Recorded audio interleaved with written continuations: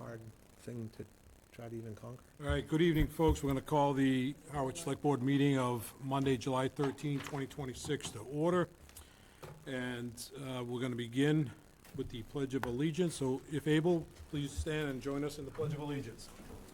Pledge allegiance to the flag, United States of America, and to the republic for which it stands, one nation, under God, indivisible, with liberty and justice for all. Thank you for that, and we'll jump right into comments or announcements, and we'll open up to the public. Any member of the public wishing to come before us? Good evening, Martha Donovan. I'm Chair of the Capital Outlay Committee. I'm not here to talk about capital tonight. I'm actually here as a citizen to talk about two zoning issues that came up in my neighborhood that I just want to make you aware of, and I think we need to sort of do something about. I live over right off of 137 behind the Stop and Shop, and in 1985 when they developed the Stop and Shop, part of the deal was they had to build single-family homes behind the Stop and Shop. So there's 57 homes.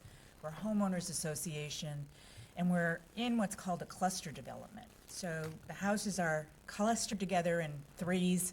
They're on smaller lots. They're more modest houses, and we have 16 acres of open space. So generally, you've got a couple of sections of open space on either side of your home. We had, and we're sewered. I will say that we are sewered. We had a homeowner who came to the homeowners association because we require that, because they wanted to put on an addition. And what they want to do is they want to go forward 10 feet from their garage, add a second garage, go back 10 feet on the back side of the garage, go up over the garage and put in a dormer. And our regulations don't allow for dormers that are facing the street. And the homes are not allowed to look like two-story homes, right? We're kind of trying to keep that on a smaller lot, smaller, more modest homes. So we denied the request. Of course, they went to the building inspector. The building inspector denied the request. And the reason that the building inspector denied the request, and this is zoning issue in question number one, was because in a residential area, you're allowed to cover 15% of the property. However, we live in a water-protected area. And for some reason, in a water-protected area, you're allowed to cover 20% of the property, which makes absolutely no sense. So I really do think if we're worried about the aquifer, we should probably be thinking about why we do that. It makes no sense. I guess you can ask, or you can require that they put in a leach field, but it just doesn't make any sense that we would allow a bigger footprint in the water-protected area. So they hired a lawyer and they went to, I'm sorry, this is a little bit of a story, but I have to get to the story so you can understand all the issues. They hired a lawyer and they decided to go to the Zoning Board of Appeals because sometime between when the houses were built in 85 and maybe 1990, so 30 odd years ago, two of the homes were allowed to be at 20%. And both of those homes were, because there were handicapped people living in the home, they needed to add a bedroom, a bigger bathroom, and a ramp off the back of the house. But the lawyers are using that as sort of their precedent for why this house should be allowed to have a 20% coverage. So we got to about 3 days before the Zoning Board of Appeals, and the staff report came out. And clearly from the staff report, you could infer that the Zoning Board of Appeals wasn't going to approve this special permit. And partly because they were saying, you don't have to go to 20% in the water protected district. You can keep it at 15. You can be more conservative. And they were going to be more conservative. And the other reason that they were able to say no was because there's some case law in the state of Massachusetts called Gale versus Gloucester that allows, if you harm a neighborhood, it allows the zoning board to say no. And since we were neighbors, the homeowners association was on two sides. We abutted on two sides. We were considered a neighborhood, and it would harm the neighborhood. Now, what's interesting about this is that the downstairs room was going to be a den. The two upstairs rooms have windows, they have closets, and they have door frames. They do not have doors on. They're very clever, right? So there'd be a discussion about, are they a bedroom or are they not a bedroom? But when you're adding 2 parking spaces and 4 to 6 parking spaces in the driveway, and you don't live on the Cape full-time, it sure would make you seem like people are coming to visit and they're staying, right? And they are going to be used as a bedroom. So the point is that when I looked at the staff reports, there was no staff report from, and I don't know who would be the right group, but either the health department or the wastewater department as it relates to the sewer. And my understanding is, in talking to some people, that we haven't made the rules about what you can and can't do as it applies to additions in sewered homes. So we have 300 homes that are sewered. I know we're going to talk about more sewering tonight. It seems to me we're about to put another, 1,000 homes between 3 and 3A onto the sewer over the next couple of years. And I know I've heard in these meetings, don't assume you can add a bedroom just because you got sewered, right?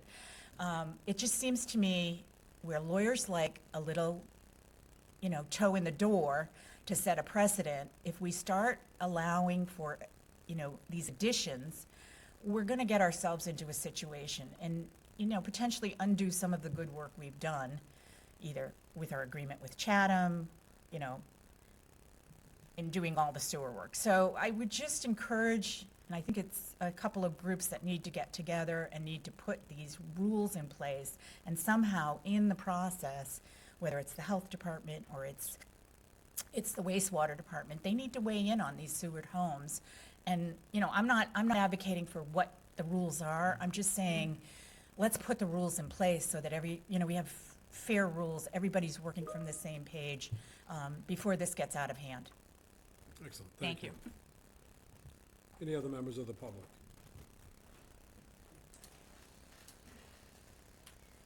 If I could please, Mr. Chair, just make a comment about the accessibility for a disabled person in that homeowners association.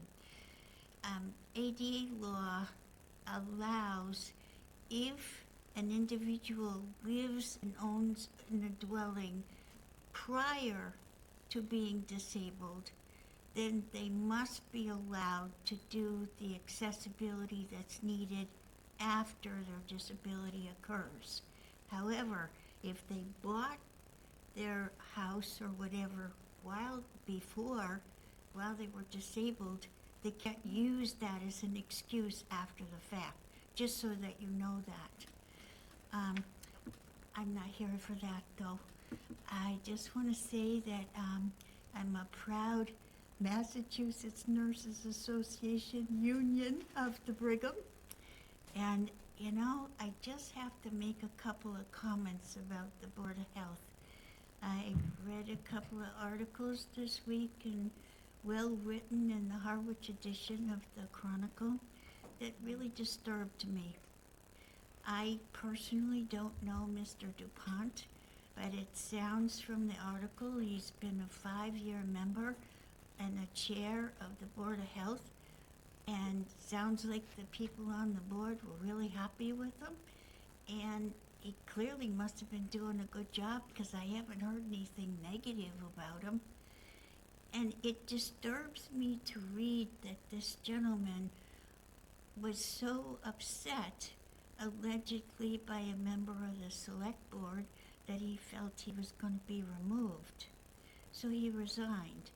And immediately another person on the board resigned as well. The Board of Health is a very important entity in any town, anywhere. And the one thing that people need to do is enhance their membership, not do things to make them feel that they're in fear and need to run.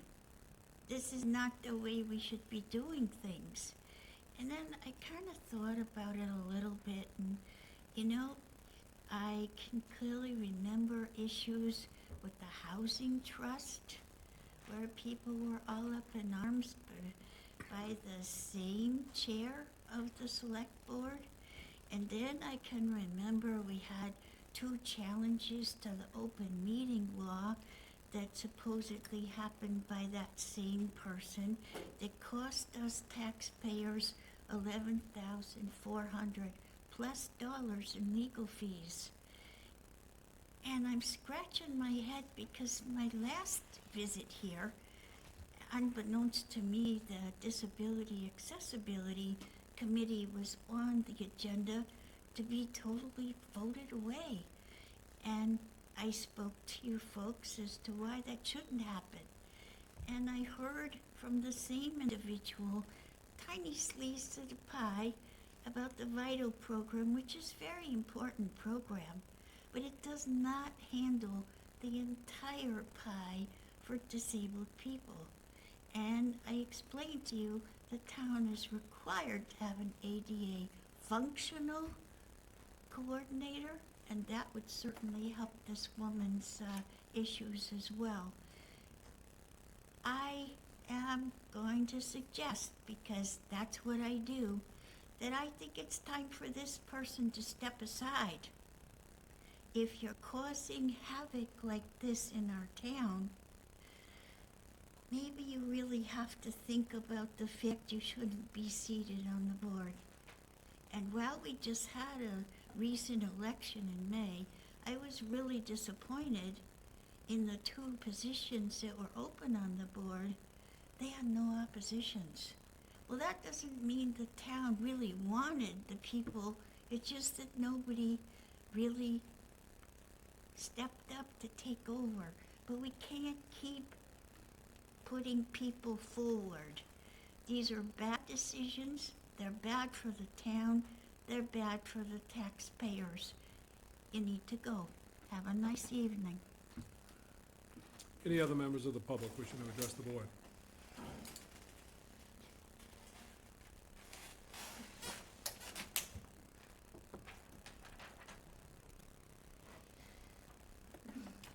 Good evening, Select Board. Patrick Otten, East Harwich. Quick question. Are you allowing comments during the review of the GHD process? Okay, thank you. Thank you. Any other members at this point? I'm sorry, any other folks from the community? We'll move on to staff announcements. Members from the staff?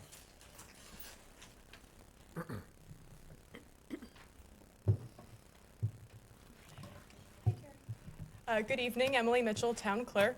If you'll bear with me, I wanted to run through a handful of announcements tonight. I'm going to culminate in what I think is the most exciting. But I did want to come back before the Select Board. A few weeks ago, we had discussed scheduling open meeting law trainings with Town Council KP Law. Wanted to confirm that we have scheduled those 2 trainings. They're both slated to happen on the same day, Tuesday, August 4th. Different from past years, the sessions are both topic specific, where in the past we've sort of done an umbrella training that was all encompassing of the open meeting law. So for these 2 trainings, we have an afternoon session that will run from 2 to 4 p.m. and that is focused on all things executive session. And then we'll have an evening session from 6 to 8 p.m. and that one's sort of a dual tools for chairs and then also how to run an efficient and productive meeting. Now, those are, more specific topics, but we do want to make sure that members know, board members and staff know that everyone is invited and encouraged to attend. So I don't want anyone to feel like if they're not a chair or a vice chair, they shouldn't attend the second session. I think there are important takeaways for all members and all staff who work with boards. We are offering both sessions as in-person and remote, so folks will have the same option to join via GoTo, just like they can join your meetings on Monday evenings and many of our other board meetings. We will send out those remote access credentials as we get a little bit closer to the training sessions. So we did send out the notice to department heads and to all members of our town boards and committees last Friday. So our town board members, please check your town emails. We are asking folks to register in advance just so we make sure the room is set up correctly, essentially. But we won't turn anyone away if they don't register and they still come on that August 4th. Any open meeting law training feedback? Okay. My next announcement is we are officially in election season. So as folks know, the 2026 state primary is scheduled for Tuesday, September 1st. A lot of folks at home may have just received or will be receiving soon a postcard-shaped vote-by-mail application. That is an application that gets sent out by the state to every registered voter 45 days before each state election. So we're just at that threshold for the state primary. So again, all registered voters can expect to receive that postcard in the mail. There are 2 different versions. There's one version if you as the voter are registered as either a Republican or a Democrat. That card will confirm your party registration status, and then ask which of our 2026 fall elections you wish to vote in. You have the option of the 2026 state primary, the 2026 state election, or all 2026 elections on the calendar. For any voters who are not registered with a political party, so they're not a registered Republican or a registered Democrat, the postcard is going to say that you're unenrolled, and it's going to ask you to choose which party ballot you want to receive for the state primary. So our unenrolled voters, often colloquially called independent, have the option to choose which party ballot they want to receive. They have to choose. That's the only way we know what ballot to send them in the mail. And then whatever they choose doesn't impact their enrollment. So let's say I'm an unenrolled voter and I choose a Republican ballot. I'll receive a Republican ballot for the state primary, but I will remain registered as an unenrolled voter. So those postcards are out. Folks don't have to return them to us if they don't want to vote by mail. They can just leave them at home. But if they return them to us, we will mail them a ballot. The deadline to return a vote by mail application to us for the primary is Tuesday, August 25th. We have to receive it by 5 p.m. And then I think what the kind of best announcement I have for you this evening is there is a nonprofit organization called Revolution 250.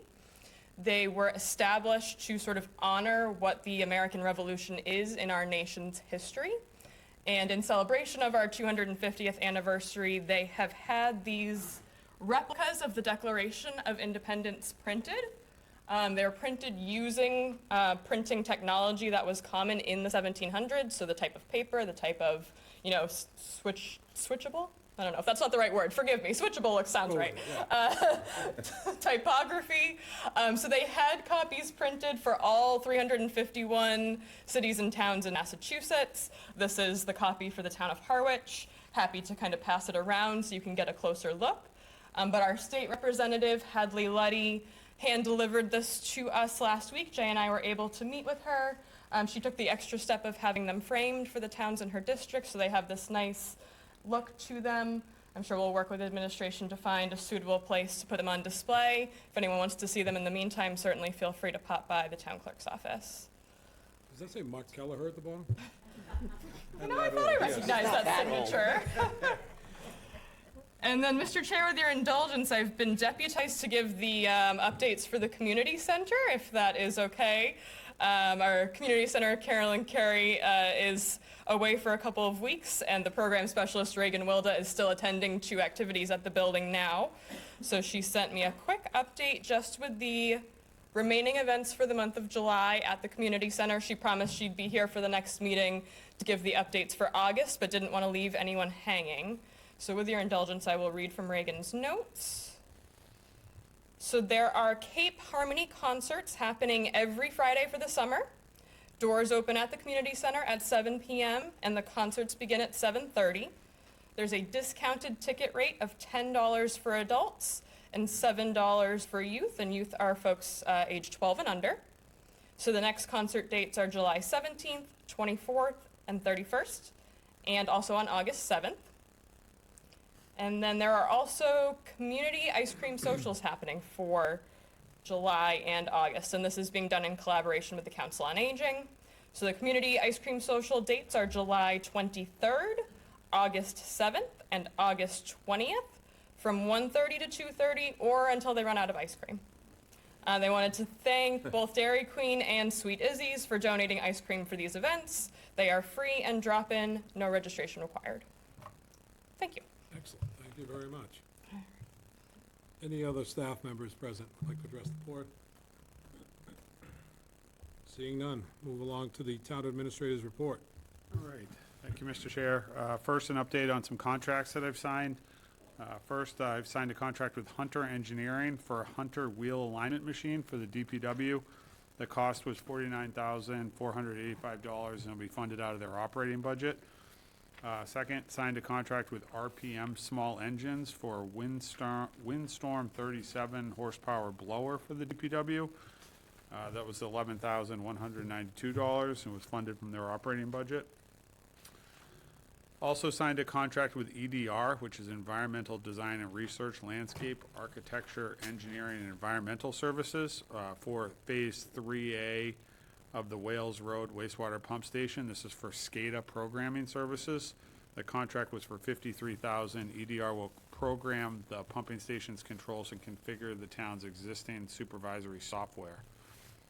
And then finally signed a scope document with VHB, which is Van Hess, Hagen, and Bruslin, on the North Harwich traffic study. We had to wait till the fiscal year changed before I could sign that contract. So signed that contract, they're moving forward with that work, and that was for $28,000, of which includes $21,000 for implementation plan and $7,000 to come to different meetings and meet with us. So now that we flipped fiscal years and had the funding in place, we're able to move quickly on that project.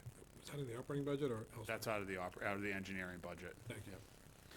Other items from the last couple weeks. First, I did a tour of Captain's Row this past week. I had the chance to join Planning Board Chair and Harwich Historical Society member Duncan Berry on a tour of Captain's Row in West Harwich. It was a pretty nice afternoon. I did it on Friday, this past Friday, and it was pretty hot. We had a great afternoon, and Duncan has written extensively on the historic Chase family along Route 28, and it really brought to life when I got the opportunity to hear and see all of the homes that he talked about so passionately.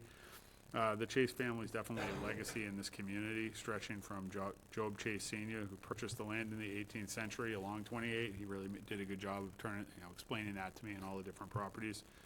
It's easy to drive by all those homes every day and not really have any idea what you're looking at or really understand the history of it until you have the opportunity to slow down and hear about it and talk about it.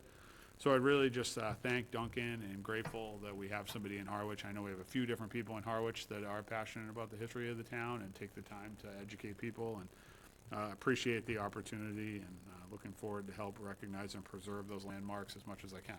So thank you to Duncan for that. Next, an update on Safe Harbor. So we talked about this a few weeks ago, and I wanted to provide the board an update. So following the Penrose Affordable Housing Project at 456 Queen Anne Road, the Zoning Board of Appeal approved their comprehensive permit on June 25th of last month, which was filed with the town clerk on July 6th, so just last week. The town has submitted, or is in the actually hopefully tomorrow morning, we're still finalizing it this afternoon.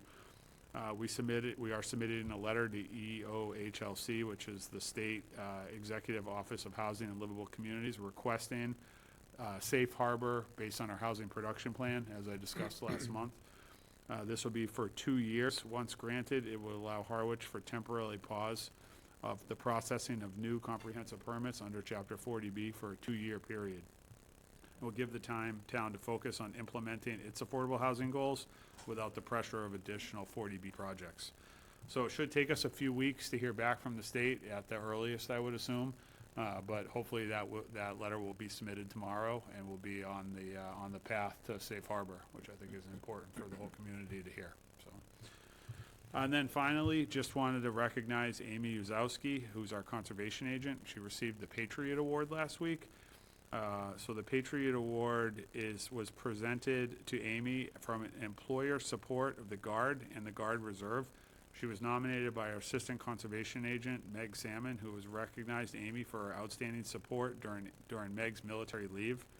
The Patriot Award honors employees who go above and beyond to support employees who serve in the National Guard or the Reserve, and it's clear that Amy embodies that spirit. Last week, Meg presented the award to Amy here in this room, surrounded by staff who came in to show their support. Amy had no idea. She was totally caught off guard. It surprised her. She was, I think, in tears about the whole thing. And I know that, Meg, the last thing when Meg got called to duty needed to worry about was her job. So I think having an employer like Amy in the town of Harwich to be able to take that one stress away, I think is very much appreciated. And Amy did a great job with it, so deserved to be recognized. Kudos to Amy, great. Questions to the town administrator? Sure. Thank you, Mr. Chair. We've had several North Harwich studies, traffic studies. This study here, is it centered on some of the intersections? What exactly is it going to be? So this isn't a study. I called it a study, but it's probably the wrong terminology. So it's taking the study that was done and putting together an implementation plan. So it's going to prioritize the top 3 or 4 intersections that need to be dealt with, and then come around, also put together a scope of work and an estimate of probable costs, along with grant opportunities to move forward. So we're taking studies and putting together a plan to move forward, and that's what will be presented. Excellent. Just one other question in response to Mr. Pekarsky. after I signed the Declaration of Independence, I retired the captain's row and became a sea captain, just so you know. Which house? The big yellow one. Kudos to you as well. Any other comments for the town administrator? Good? All right, I'll do the briefing. Please. All right. So I have two briefings now that we're underway with two construction projects, or I guess 3 construction projects, if you consider two different projects. So we're gonna, every week, we'll do the Phase 3 narrative and then follow it up with the Phase 3A narrative. Both will be posted on the website and available for people and on social media as well. So Phase 3 narrative, the project, Robert Hour project. Construction activities during this 2-week period will focus on expanding the sanitary sewer collection system through installation of gravity sewer mains, low-pressure sewer mains, laterals, and manhole construction and structures at multiple locations. Crews will work on Kimberly Way and Hall's Path while commencing sewer construction on Pine Orchard Road, Huckleberry Path, and Sadie Way. Construction operations will include excavation, pipe installation, manhole construction, backfilling, trench restoration within the public right-of-way. Police and traffic control personnel will be on site, maintaining safe traffic flow throughout the work zones. Roadway restoration activities will also progress as top course paving is completed on Charlene Way and Standish Wood Circle during the week of July 13th, followed by restoration work on both roadways during the week of July 20th. These efforts continue and transition from underground utility installation to final roadway restoration as construction advances throughout the project area. Next, an update on Phase 3A, the Dig It project. Construction activities began during the reported period, focused on completing key components of the low-pressure sanitary sewer collection system in several neighborhoods. On Lakeside Terrace and Vacation Lane, crews completed installation of the low-pressure sewer mains and sewer service laterals connecting individual properties to the collection system. Following utility installation, temporary pavement restoration will be performed within the excavation limits, and disturbed roadside areas will be restored with loam to stabilize the work areas and prepare for final restoration. During the following week, construction operations advance on John Joseph Road in Whippoor Will Lane, where crews will be completing installation of the low-pressure sewer mains and associated service laterals. Restoration activities will follow pipe installation, including temporary pavement repairs over trench excavation and loam placement in the disturbed areas.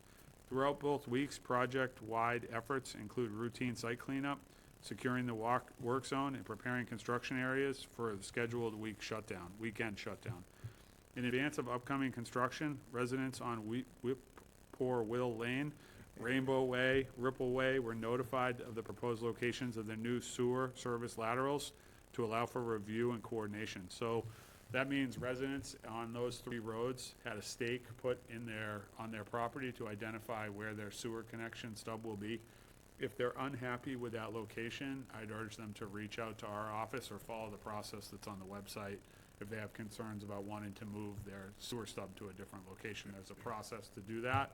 All they have to do is reach out and we'll start that process. Full copies of both of the look-aheads are available in the packet and posted on the website and on social media. That's it, Mr. Chair. Questions for the town administrator?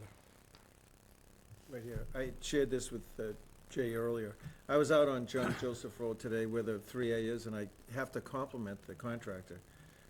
One of the neighbors said they've been great with communication. They clean up, all the equipment is off on the side of the road, so they're off to a great start.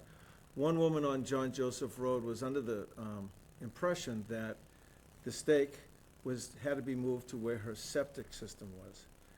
Sorry I didn't get her name, but that should be just to communicate to Dig It that, that's what one person thought on John Joseph Road, where that stake had to be located, which is not correct. Definitely not the case. Definitely don't locate the stake to where your septic is. It's where the stub will be, and if you're not happy with that location, reach out for sure. But I'll let Dig It know that. Okay, thank you. Anything else? Excellent, thanks, Jay. Any member of the board wish to have any of the 3 items on the consent agenda removed prior to a vote? Mr. Chair, I'd like to remove item A. Item A. Happy to make a motion for B and C. Any other members wish to have any other items removed?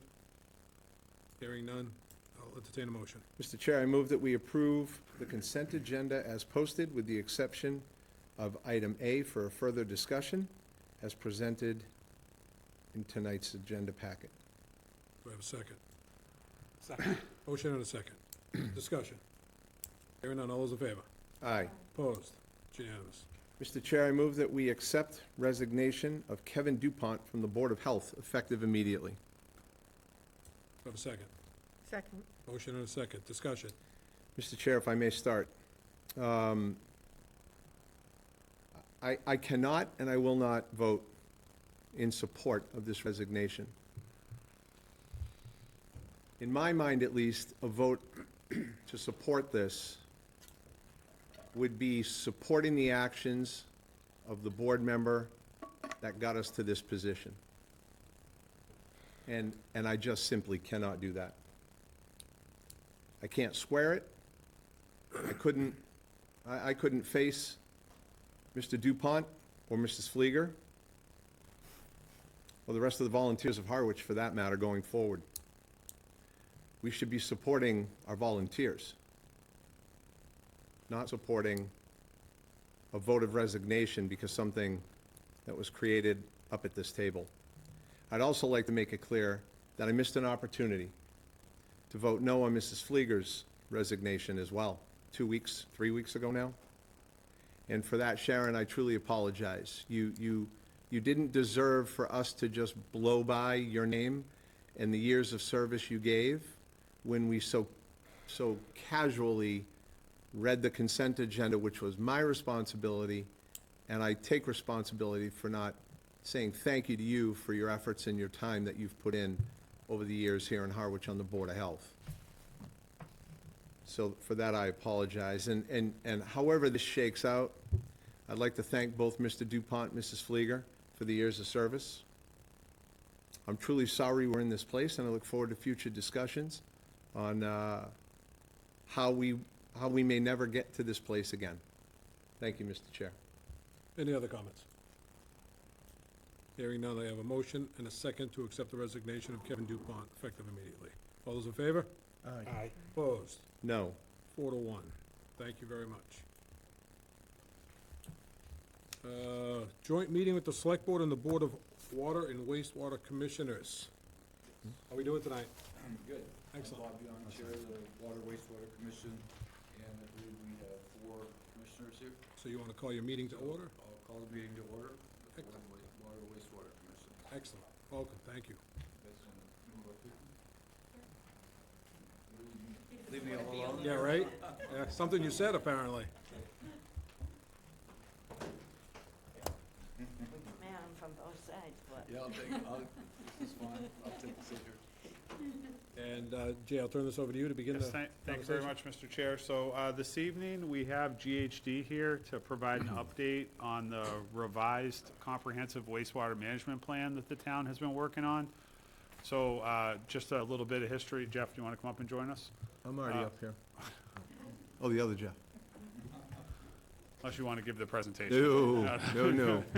So the town has an active CWMP, or Comprehensive Wastewater Management Plan, but we have gone through the process of revising it over the last number of years based on new information and how the sewer plan and project has progressed since the CWMP was originally written. GHD has done a good job of putting that together for us and has met with me over the last 4 or 5 months, along with Jason and our team, to kind of review, along with Dan Pelletier's here as well. He's played a big role in this, to kind of review getting to this point. So what we're doing this evening is presenting the revised CWMP to the Board of Wastewater Commissioners, and to the public.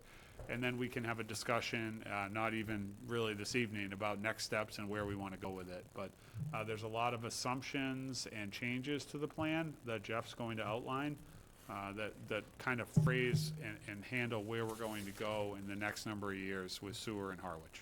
So with that, I'll turn it over to Jeff. Thank you. Jeff Gregg, GHD.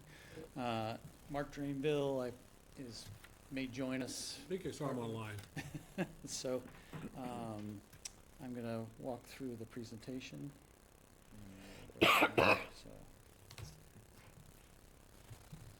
So what we're going to do tonight is talk a little bit big picture overview, and then another sort of smaller fine-tuned overview of where we are in the sort of the process of the CWMP. So as everyone's aware, town of Harwich has several watersheds that are required to meet TMDLs for nitrogen removal.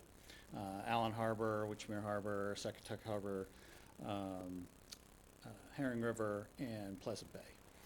And back in 2016, the town worked with our consultant to come up with a comprehensive plan to address nitrogen impacts for the town in those areas.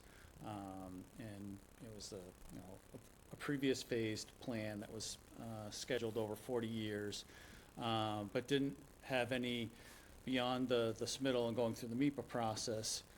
At the time, the state didn't really have a regulatory process to sort of manage the implementation. So where that put us is, this is a figure, I know it's hard to read for a lot of people, but this was the figure that was developed as part of the 2016 plan. This is sort of the East Harwich area that's currently either been constructed or going to be in, or is in construction. And then the Phase 3A area, which is just starting construction. And then the primary focus of a lot of tonight is really talking about the remaining watersheds. The Phase 2 and Phase 3 projects, and actually your Phase 1 project, were focused on Pleasant Bay watershed, and then the future phases are targeting your other 4 watersheds. So initially there was no timeline, no regulatory timeline besides the one you establish for yourself. So in 2021, some of the history was Conservation Law Foundation had sued several towns on the Cape in order to get the process moving faster for addressing nitrogen impacts to all Cape's water bodies that are really getting impacted across the board. And then in 2022, there was a decision to stay that as the states came up with their various different regulations. And so in July of 23, the state rolled out their watershed permit program, their new regulations and modifications to the Title V regulations. And in sort of big picture terms, basically what they came out with is you need to get to at least 75% of the nitrogen TMDLs, but really their goal is to get you to 100% of TMDL compliance over a 20-year permitting period. And and then if you're targeting under 100%, you need to go through the process and get your alternative schedule approved and go through, for all these processes, a watershed permit application, which is a new process. And the first step of that was to go and the first step of that was the towns need to make a decision. What do you want to do? Do you want to file a notice of intent to get a watershed permit, or do you want to face the penalty of actually having to implement INA systems for everyone that fell within their nitrogen-sensitive areas, as outlined by the state? So the town made a commitment to file their watershed permit by 2030 by filing the notice of intent to the state that says we intend to file a watershed permit, with the understanding that INA systems alone are not the solution for the town because they can't reach the removal requirements that you need on the basis that you to get TMDL compliance. So this basically, by filing the NOI, and the town was already a party to the watershed permit for Pleasant Bay, so Pleasant Bay was already taken care of because you were already in a watershed permit as part of the filing in 2018. But for the rest of your coastal embayments, this took care of that, to at least kept you out of sort of what they call the, for lack of a better term, penalty phase, which would be forcing you to implement INAs within a 5-year period. So, and I apologize, I should have put the town boundaries, but essentially Harwich falls in this chunk right in here. So the majority of Harwich is in this green boundaried area, which is the Title V mapped area that says that this is where the nitrogen-sensitive natural resource areas are. Or, I always mix it up, natural resource, nitrogen-sensitive areas are.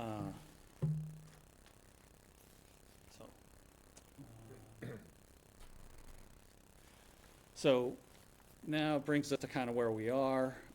So I'll touch a little bit on the plan that was developed previously, and then what we were tasked to do as part of our project for the town.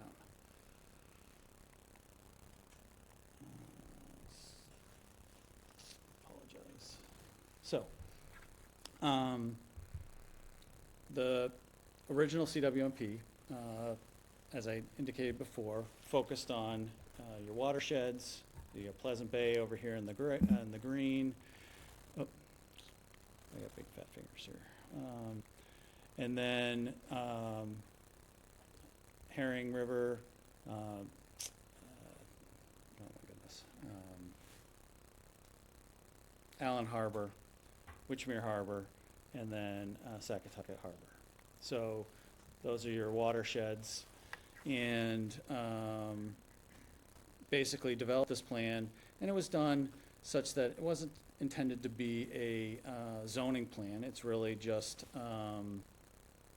what you were going to need to meet TMDL compliance and considering a vision for the town's growth at the time. And then a CWMP, the reason we're doing a lot of this is that it also puts you in a position to get 0% financing through the state SRF program. So document was completed in 2016, and then what we were asked to do following the implementation of phase 1 and rolling into phase 2, when we started sort of this CWMP update, was to look at the wastewater flows. People asked us to look at wastewater flows again. There was concern about extra build-out, look at the INA systems again, and look at the potential of resewer phasing. But what we weren't doing was we weren't moving where essentially the areas that were laid out before as part of the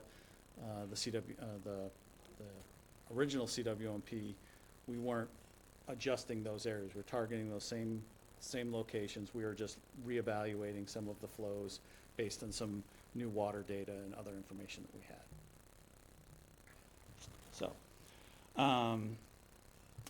this figure, again, hard to read, but it is intended to look at sort of two different planning horizons, the build-out planning horizon and the 20-year planning horizon that we focus on for the new update.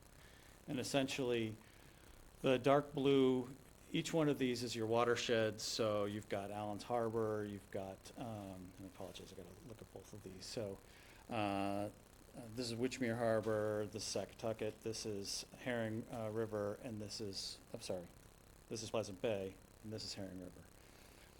And you've got flow here, and then based on these bars indicate chunks of your flow. So the dark blue is basically what Massachusetts Estuaries Program, based on their water use from 2004 to 2007, what they estimated for flow. The orange areas, which are these smaller bars here, and then they fade out as you get to the smaller harbors, was projected growth from 2008 to 2021. And then, I won't even, there's pink on here, but you're never gonna see it. So there's a little sliver of additional estimated growth that brought it from a 2021 number to 2025.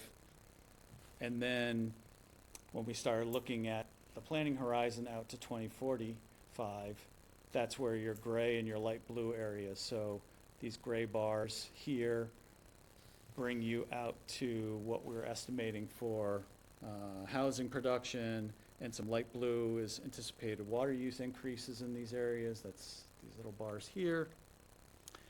And then if you were to take this to actual build-out, which I believe was the original plan, then you'd be adding like this large bar of green out here and this large yellow here in terms of future projected growth that you're not sure if you're going to happen or not. So the idea is that this is showing you how much the original plan was probably adding additional flow. So as we were going back through and looking at what would get us to a 20-year planning horizon, which is what the permits are set at, it's basically everything's sort of south of the green bar and the yellow bar here. There is an anomaly in Second where there's a bog study where there might be some benefit as well with regards to, I think it's Colebrook, as if that starts showing additional nitrogen attenuation, then it would actually reduce how much you'd have to remove as well.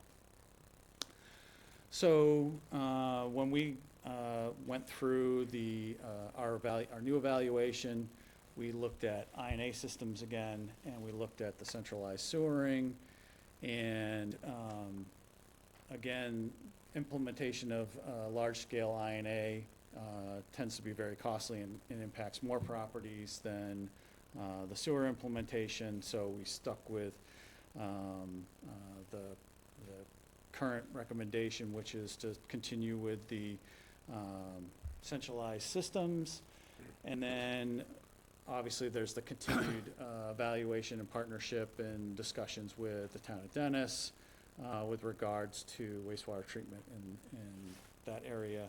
But the biggest thing right now is effluent recharge. So in general, this is the Chatham wastewater treatment facility. These 4 sand beds here are where the wastewater, after it's been treated, gets recharged back into the ground. This is very common. Towns of Barnstable, Falmouth, a lot of the towns all have various different bed configurations and recharge.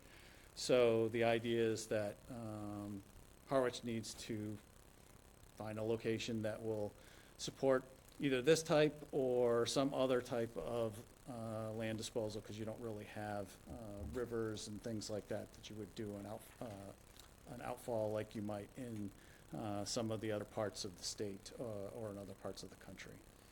And then they figure on the right just gives an idea of when we do the modeling, we'd look at particle tracks, and this is just sort of an example for pictorial purposes where the mound might go and things like that. It's all part of the evaluation, which is really the next step of what we're looking at. Let's see, we're gonna change, there we go. So, when we're looking at the evaluation of recharge sites, we have to take into consideration impacts on zone 2's drinking water supplies, find out where our sensitive receptors are, figure out the pathways. Are we going to freshwater bodies? Where do the particles go to the coastal estuaries where we're trying to remove nitrogen, because there's still some component of nitrogen even in a treated effluent.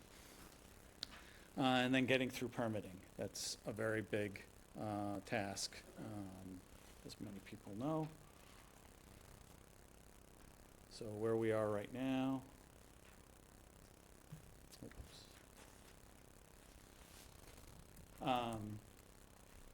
Right now you have a watershed permit and essentially a plan to deal with Pleasant Bay. So you're required to need 100% nitrogen removal. You're on target to meet that within the next 5 years in regards to having the facilities in place to serve the properties necessary to meet that. It doesn't mean that in 5 years that once everything's built, you instantly meet that requirement, but you're now, as soon as those properties are connected, you're removing that source, which is all going towards meeting your TMDL compliance ultimately. All that wastewater, as you know, is going to the town of Chatham through your IMA.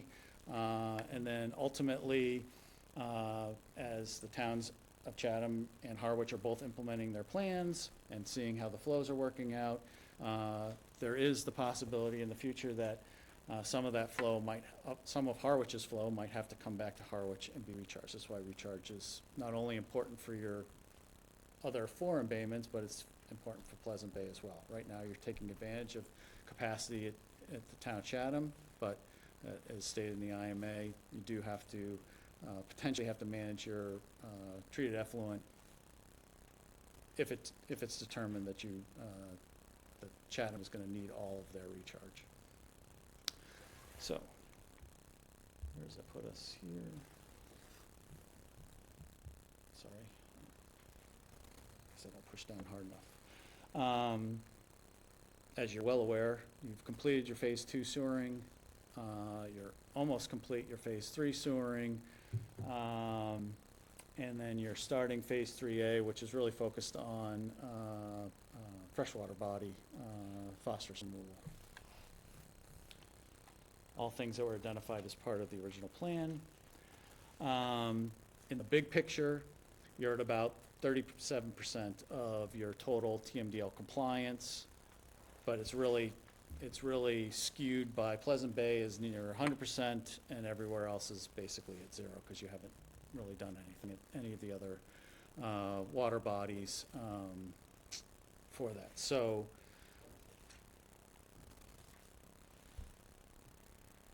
why are we continuing to go through this?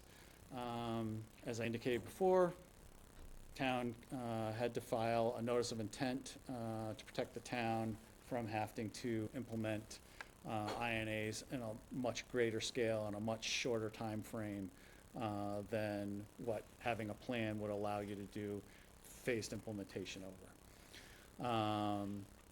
So you still have to submit that plan by 2030 and that application for your remaining water bodies. And you know, the alternative again was that penalty phase that we discussed before. All right, so future. All right.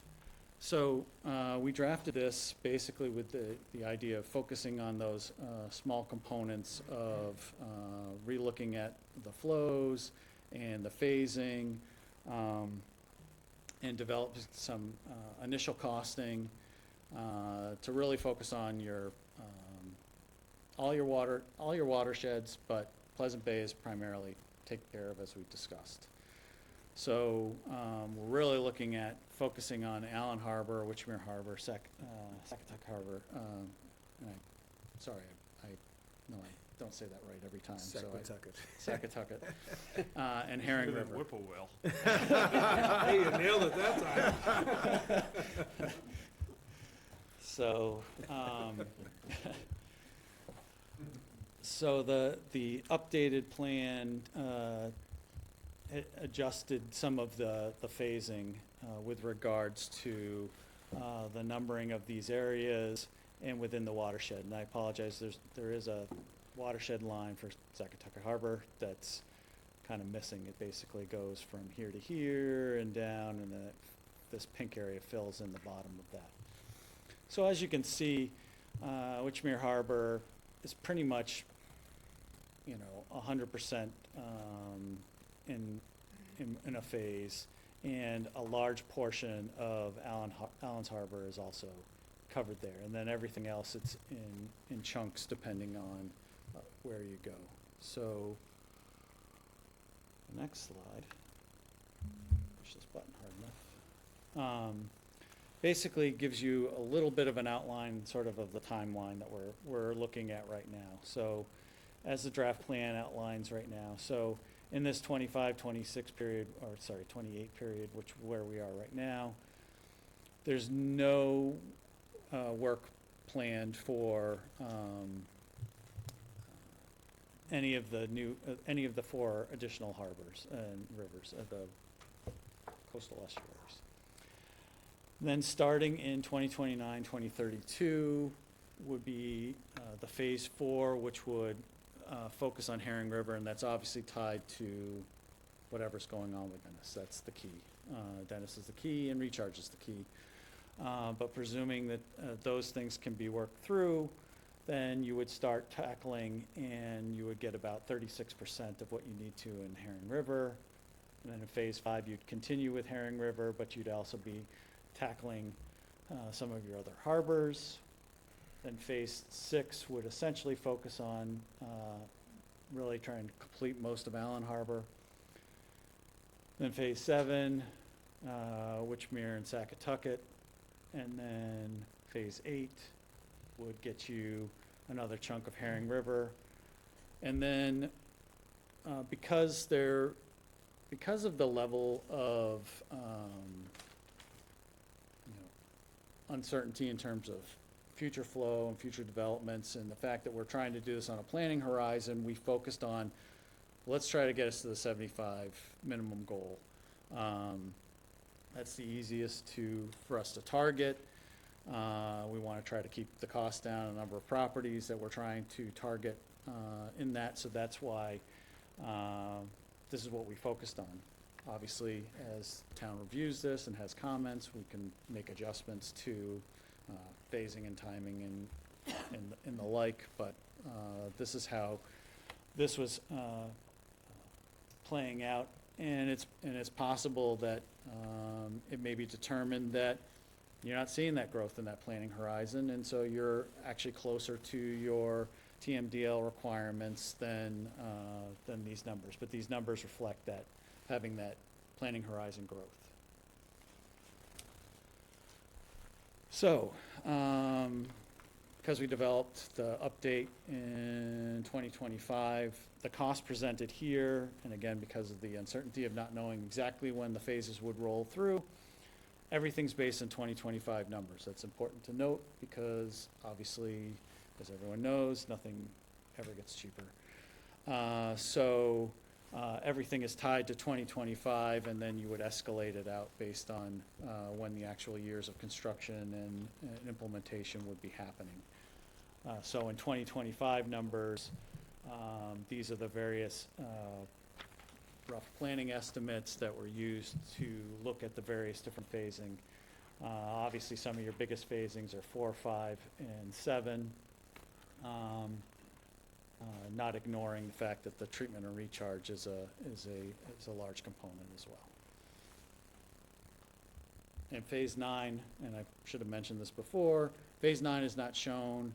It is presumed that based on the phasing, Phase 9 would happen in your second watershed permit. So when you present this to the state, you would show that Phase 9 would actually be in the 20 years after.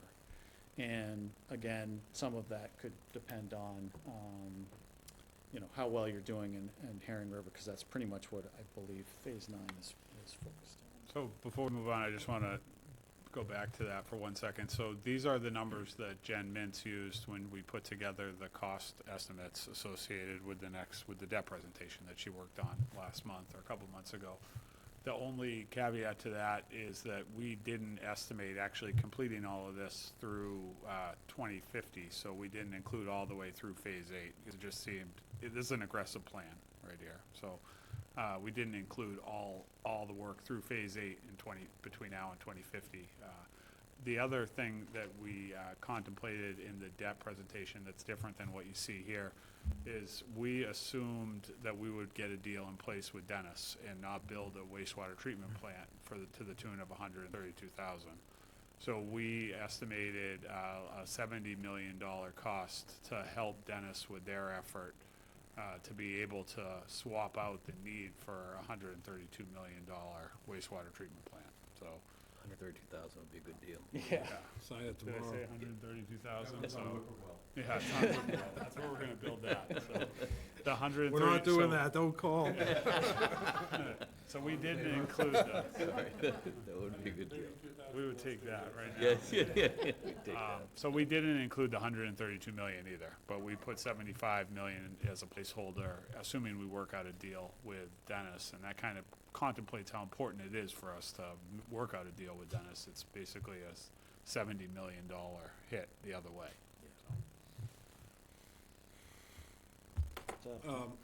I gotta open up the board members. I'll let you speak in a few minutes, okay? Were you wrapping up your presentation? Yeah, I have a couple Yeah, more please. slides, is that right? Yep. All right, next steps, I think we pretty much hammered, Pleasant Bay. Pleasant Bay is kind of moving right along, so there's not a whole lot that's really gonna be changing for that.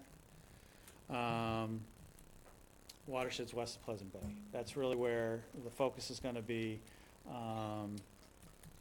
There is a small section of dry sewer that's getting installed as part of the Mass DOT project in Route 28, but it has nowhere to go. So it's not really doing you anything, but it is there.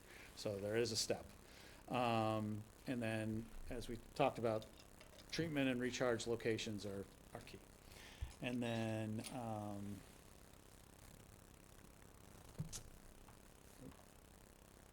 so I think we're missing part of this slide, so I'll talk about it.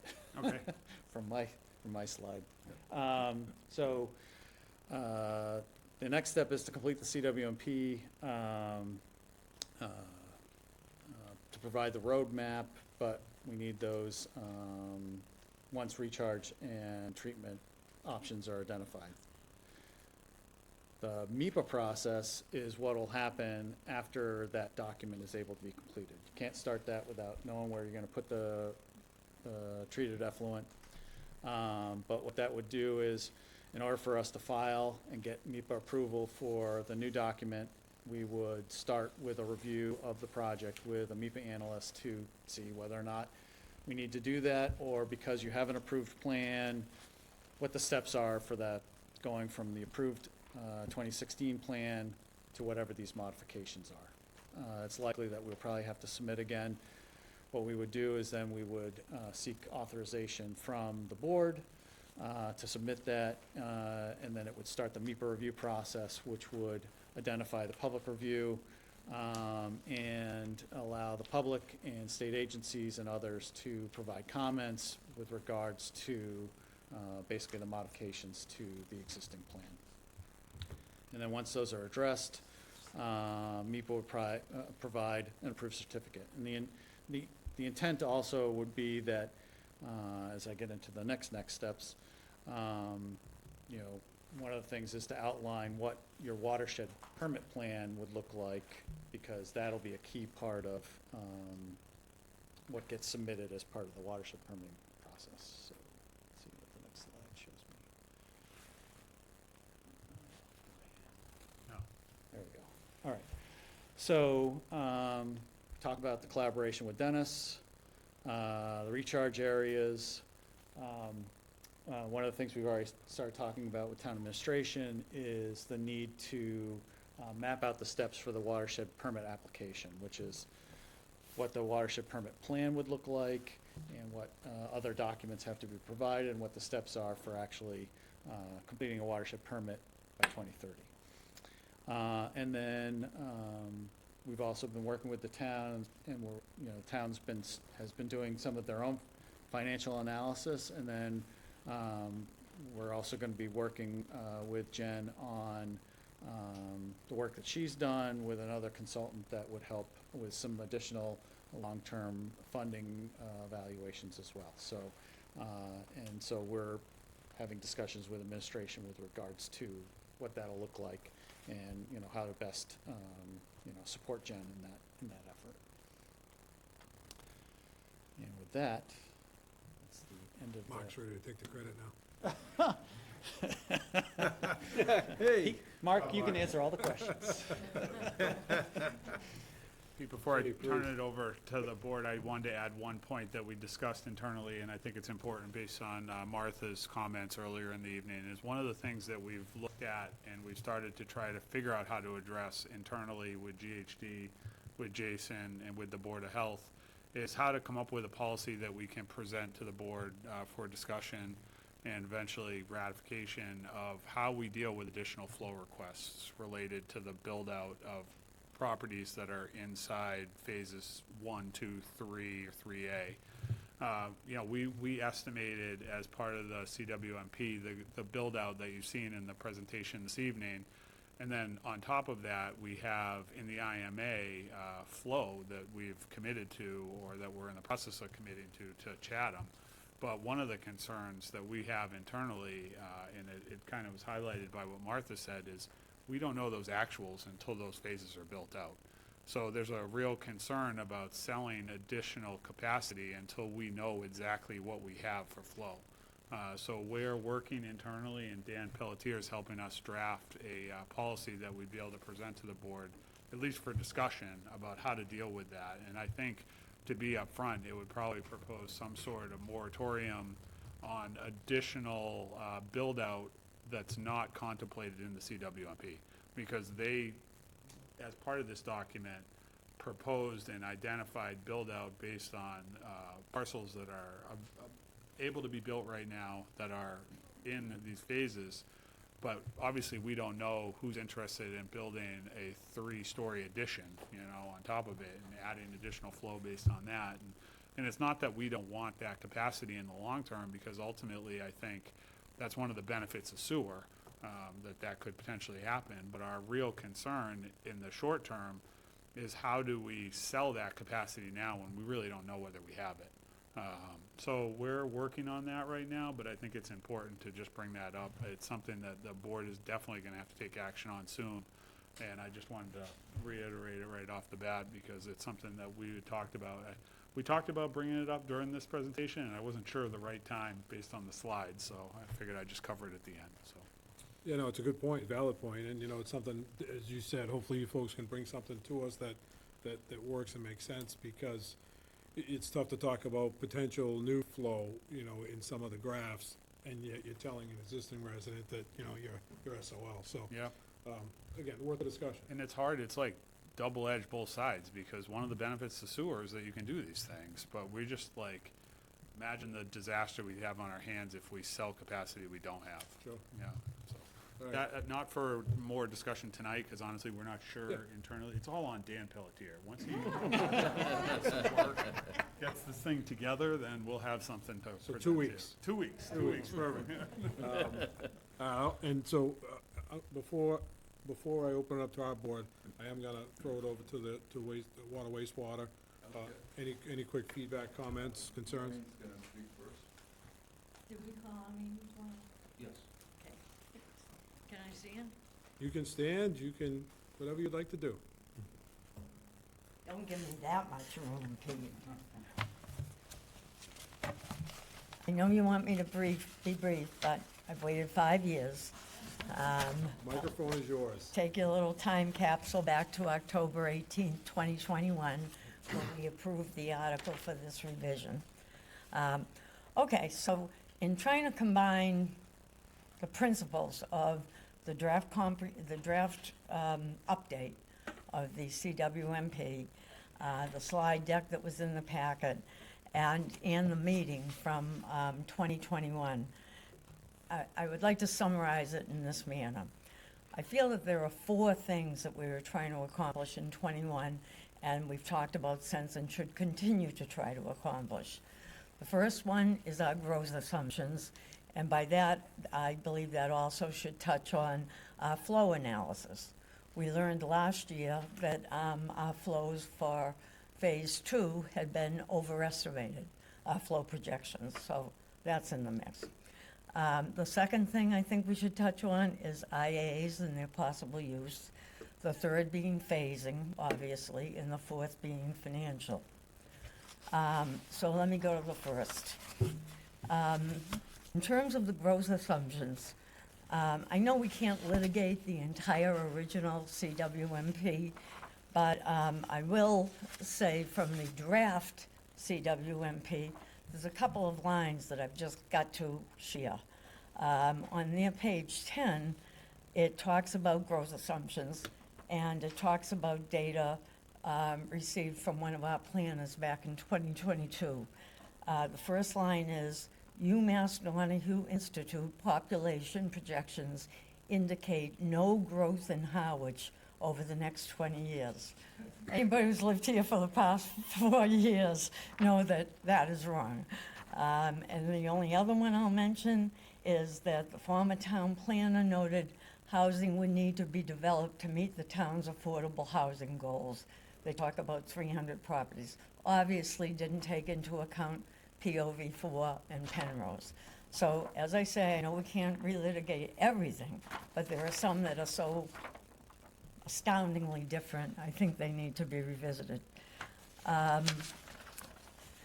other thing that Dan can explain a lot better than I can, but is the fact we should all remember that the flow projections are based on 2007 water data.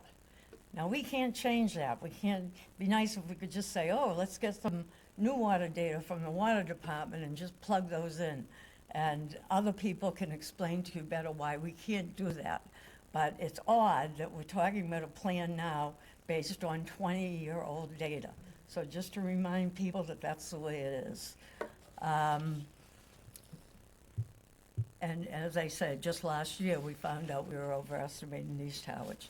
So I'll go on to the next one, IAs.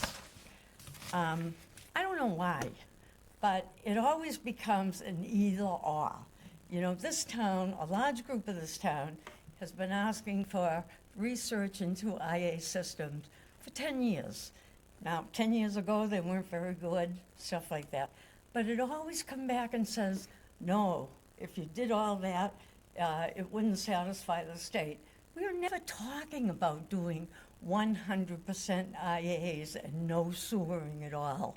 What we were asking is there a place for IAs within our system of sewering? Are there lower density areas that would be more suitable for IAs? We're not saying throw out the sewers.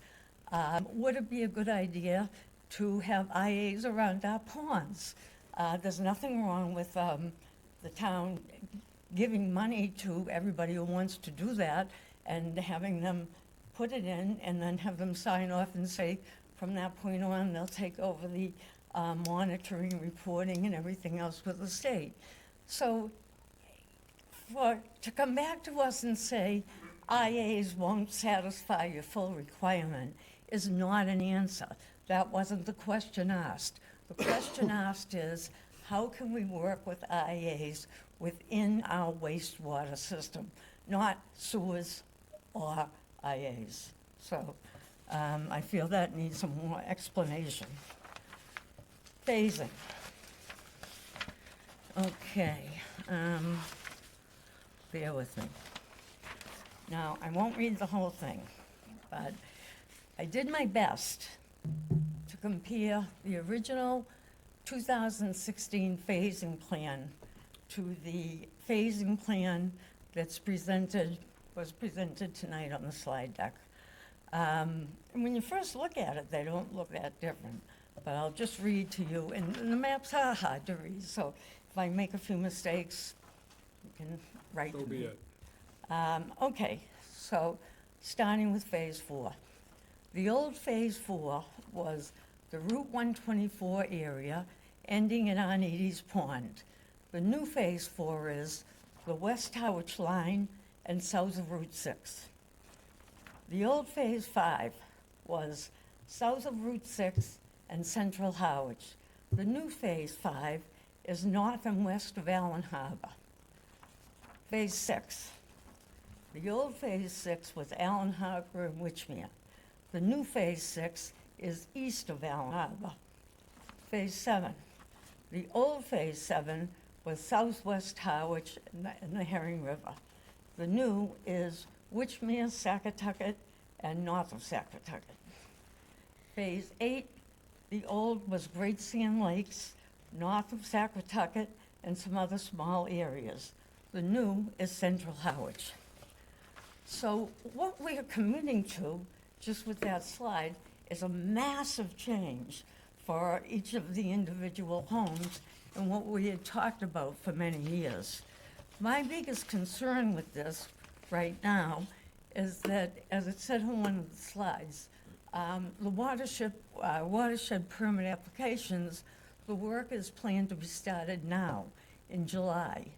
With that work, and I know it's complicated and takes years, but with that work, how committed do we become to that phasing plan that was just put up there via the watershed permit application? So in other words, when our engineers are working on the roadmap to the watershed permit application, are we in fact already committed to the new phasing plan, which might be wonderful, but hasn't had any discussion on the order of things to be sewered? And the fourth one was financing, obviously. I don't think I have to go into that. What I would request that the board consider would be that we have 4 separate sessions, whether they be 1 hour in between select board meetings, something like that, that would address each of these 4 areas. Growth assumptions with flow data, second IAs, third phasing, and fourth financial, so that the town would be able to talk about each of these. I'll tell you, I spent 4 or 5 hours, and it's enormous. You know, I only got through 2 sections of the draft, you know, out of 100 pages. So this is so huge when you see the changes in phasing. We really need, as a town, and the implications for IAs, we really need time to rip this apart. And that's my proposal. Thank you. Thank you, Nori. Ann's gonna speak now. Sounds good.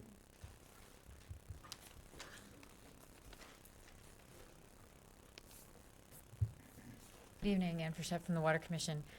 I just have 2 points that I'd like to make. The first is with regard to the IA systems. And I realize that I've heard that the Finance Committee has made a recommendation to resuscitate the Wastewater Commission in order to study all possible solutions. And I believe that if we did resuscitate the Wastewater Committee, then the rephasing could be addressed along with the possibility of introducing IA systems along with the sewering plan. And to give an example from my own neighborhood, which is now being sewered as part of Phase 3A, Phase 3A is addressing the north side of the neighborhood. Residents on the south side of the neighborhood on our own have gotten together to do research into IA systems, and there's several people who've already applied to have different IA systems implemented on their properties. So just as a neighborhood, we're looking at, okay, there's a solution up there, but what is the solution for the south side? And I believe that other neighborhoods would be having those discussions if there was more awareness of IA systems and other possibilities. And that's why I would love to see the Wastewater Commission resuscitated for to be able to provide information to different neighborhoods and also to solicit information from different neighborhoods about what their situations are. I think that would be really helpful to this whole discussion that's going on. The second point I'd like to make is with regard to that chart that showed how Phase 4, like what the cost would be for sewering Phase 5, Phase 6, Phase 7, Phase 8. And I'd like to caution the town to consider looking at allocating funds in one block rather than phase by phase, as has been done so far. So for example, in Dennis, they passed one town meeting vote to fund the whole wastewater system. In my opinion, that's a less contentious way to proceed. I think if you do phase by phase by phase, you're allowing neighborhoods to, you're pitting neighborhoods against neighborhoods. You know, why would somebody in West Harwich want to pay for something going on in Saquatucket Harbor? You know, you don't really want those kinds of contentious discussions coming up at town meeting. If we're going to commit 100% to sewer as the solution, then let's fund 100% of the sewers in one vote instead of this piecemeal and having to revisit phase by phase and having people want to resuscitate the plan every single time there's a vote for the funding. So those are my 2 points. Thank you very much. Thank you. Can I just respond to?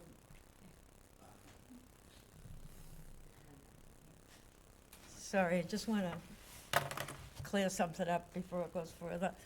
I've heard other people talk about a wastewater commission that talked about IAs. I don't know where that thought came from. The last committee was the wastewater support committee. I was on it along with Sharon Fleega and several others. Our purpose was to help Phase 2 people hook up to the sewer system. We wrote handbooks, we wrote brochures. It was nothing to do with IAs. It was to help them hook up. Prior to that, we had probably a dozen different wastewater task forces, information committees, and everything else. Personally, I don't remember any that had to do with IAs.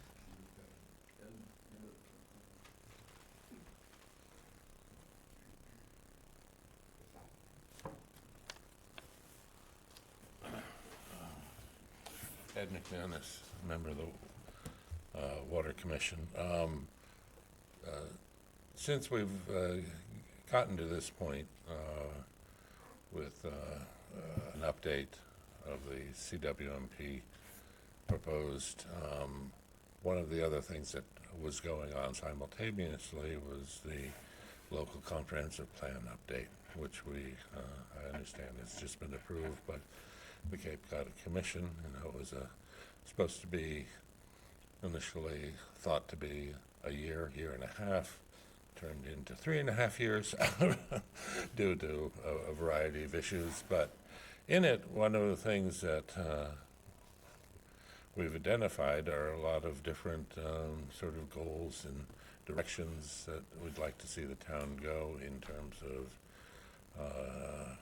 taking care of housing, taking care of economic development, taking care of future growth issues.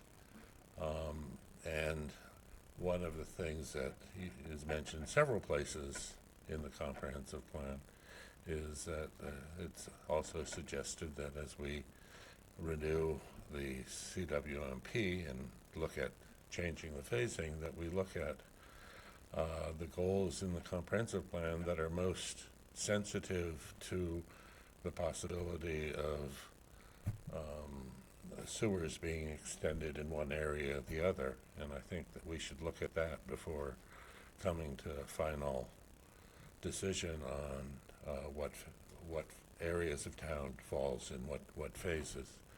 I know that like with housing, one of the major pushes is that to have housing located in villages, village centers, which if you look at our village centers, you're going to be looking at fairly compact development of, small clusters of 10 or 15 units on a piece of property. It's going to be very hard to do that if,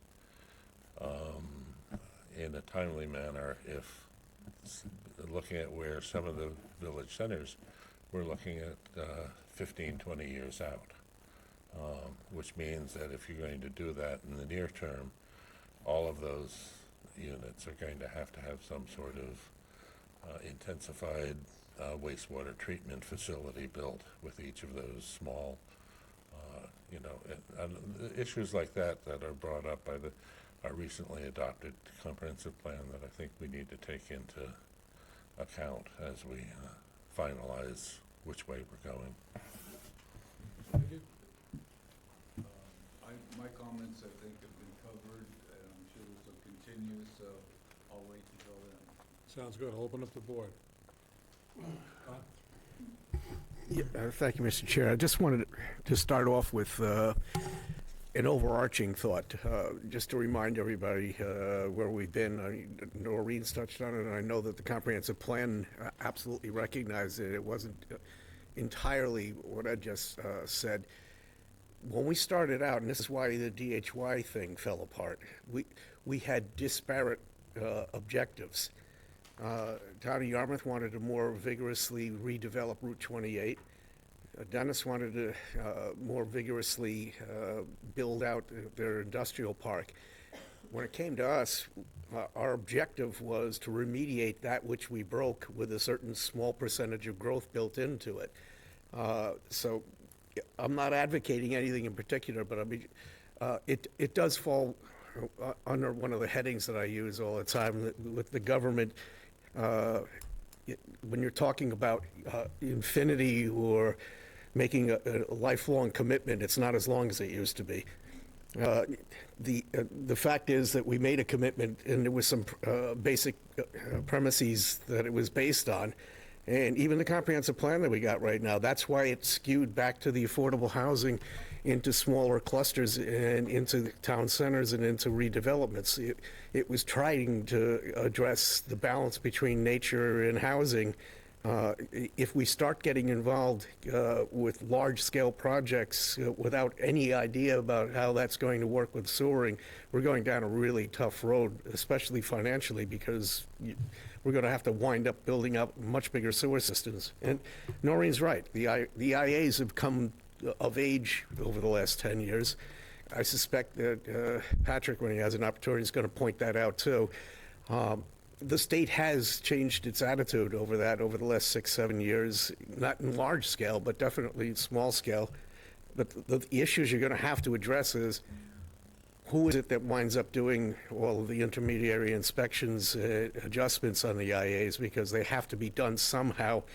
And I'm not sure we have an infrastructure currently existing that can address that in large numbers. So we don't have an inspectional office that's set up to do that. I know that for a fact. So, but again, like I said, when you're talking about government, the infinite future isn't what it used to be. It's a lot less, and people forget the promises that they made along the way. We started out with trying to fix something, not give an opportunity for something, and I'd like to remind everybody that's what the homework assignment originally was. Thank you, Don. Mark? Sure. I'm just trying to get my head around the recharge areas. What do they look like? How many acres? Is it like what we see over in Dennis John Kelly Field, where it's acres were cleared? Is it underground? Can you put something on top of it? And does it have to be in public land? Can it be in private land with some type of lease agreement? So I just would like to get an idea of what the recharge area looks like. And final, who seeks those areas out? So Well, I already did. with I the- did see Chatham, but, you know, these are not gonna be located right next to their plant. You gotta, it's distance, so. So the first issue is trying to find available space of any kind and making sure that that space is suitable for effluent recharge. So in just using Chatham where your flow goes right now, they happen to be located in a high area that was already developed. They already had recharge there. They expanded upon it, very sandy soils like you have, but they had a good separation of groundwater and fairly good distance to other water bodies and the like. When looking at Harwich, you have a lot of little ponds, as you know. You have limited town, large areas of space that's available. The technologies can be adjusted based on what you have. The problem is trying to determine, you know, what is available to you. The advantage of, say, an open sand bed, like I showed you for Chatham, is that although it takes up a lot of space, it gives you a higher recharge rate, so you can put more flow in that because you can see everything, it's easy to maintain, and the like. You can do something as small as what Orleans has, where they have wick wells, but they're also located on the top of a very high hill. They have a huge separation to groundwater. They don't take up very much space at all, but they need that separation from groundwater of, you know, in that case, they had 100 feet. You can have things that are like your septic system, which would be like a leaching field in your backyard, but you're only granted literally half or less than what you would for open sand beds in terms of recharge rate, so you need more area. Now, you could then use that for a playing field or other, you could use other uses. You can put it under a parking lot. It's not ideal. You know, there are things that you can do that, but they have limitations in terms of you're gonna have to vent that, and how do you distribute flow evenly over it, things like that. It's just basically like a larger version of your septic system. So there's a number of different technologies that can be applied. And a lot of it comes down to first identifying sort of where is the location that's gonna be the most favorable for the town in terms of ideally land that you own and land that's not going to restrict you in a lot of your permitting. I don't know, Mark, if you want to elaborate on any of that, but. You can put it on private property, it's easier on public. You know, I guess that's the one thing I would say. Because it has to become public property. I mean, you basically have to buy or, you know, or get an easement or whatever. An example of a subsurface system, Ocean Park in Oak Bluffs, nice big park along the ocean there, that has a massive subsurface system. So you can definitely, you know, put it under a park or ball field or something like that, so, yeah. And who does the work? Does the town administrator work with the engineering crew to go out and survey this area, do it on Google? How do you get the locations that could be considered? So it's a multi-step process. So the first step is kind of doing that sort of desktop analysis. You know, we have a lot of tools available to us now, GIS, you know, LiDAR. You know, we can work with the town in terms of identifying town-owned properties. We can see roughly where you have ponds. We can see what topography is, and we can get some ideas. But then some of it does come down to then the sort of more construction side of it, where you'd have to put in soil borings or monitoring wells or do load tests that are like larger versions of percolation tests that you would do for a septic system. You would do those, but you'd also do some larger load tests to see how much the ground can actually take, see how far you actually, what your separation is into groundwater, and see what the soils are. As much as we all think that the Cape is just completely sand, there are places where it isn't, and that creates restrictive areas. So if you have clay or you know, peat or poor soil materials, those all come into play and they slow down how fast water can actually get into the ground. It's not that they aren't impossible, but they certainly make it a lot more difficult. And the slower it goes in the ground, the more area you need in order to recharge the same volume of water. So, you know, a nice high sandy spot is the best location because you can keep it as small as you possibly can. You get a great separation to groundwater, and we know that the water goes into that sandy soil really quickly. Good. I'm all set, thanks. Jeff? Thank you, Mr. Chair.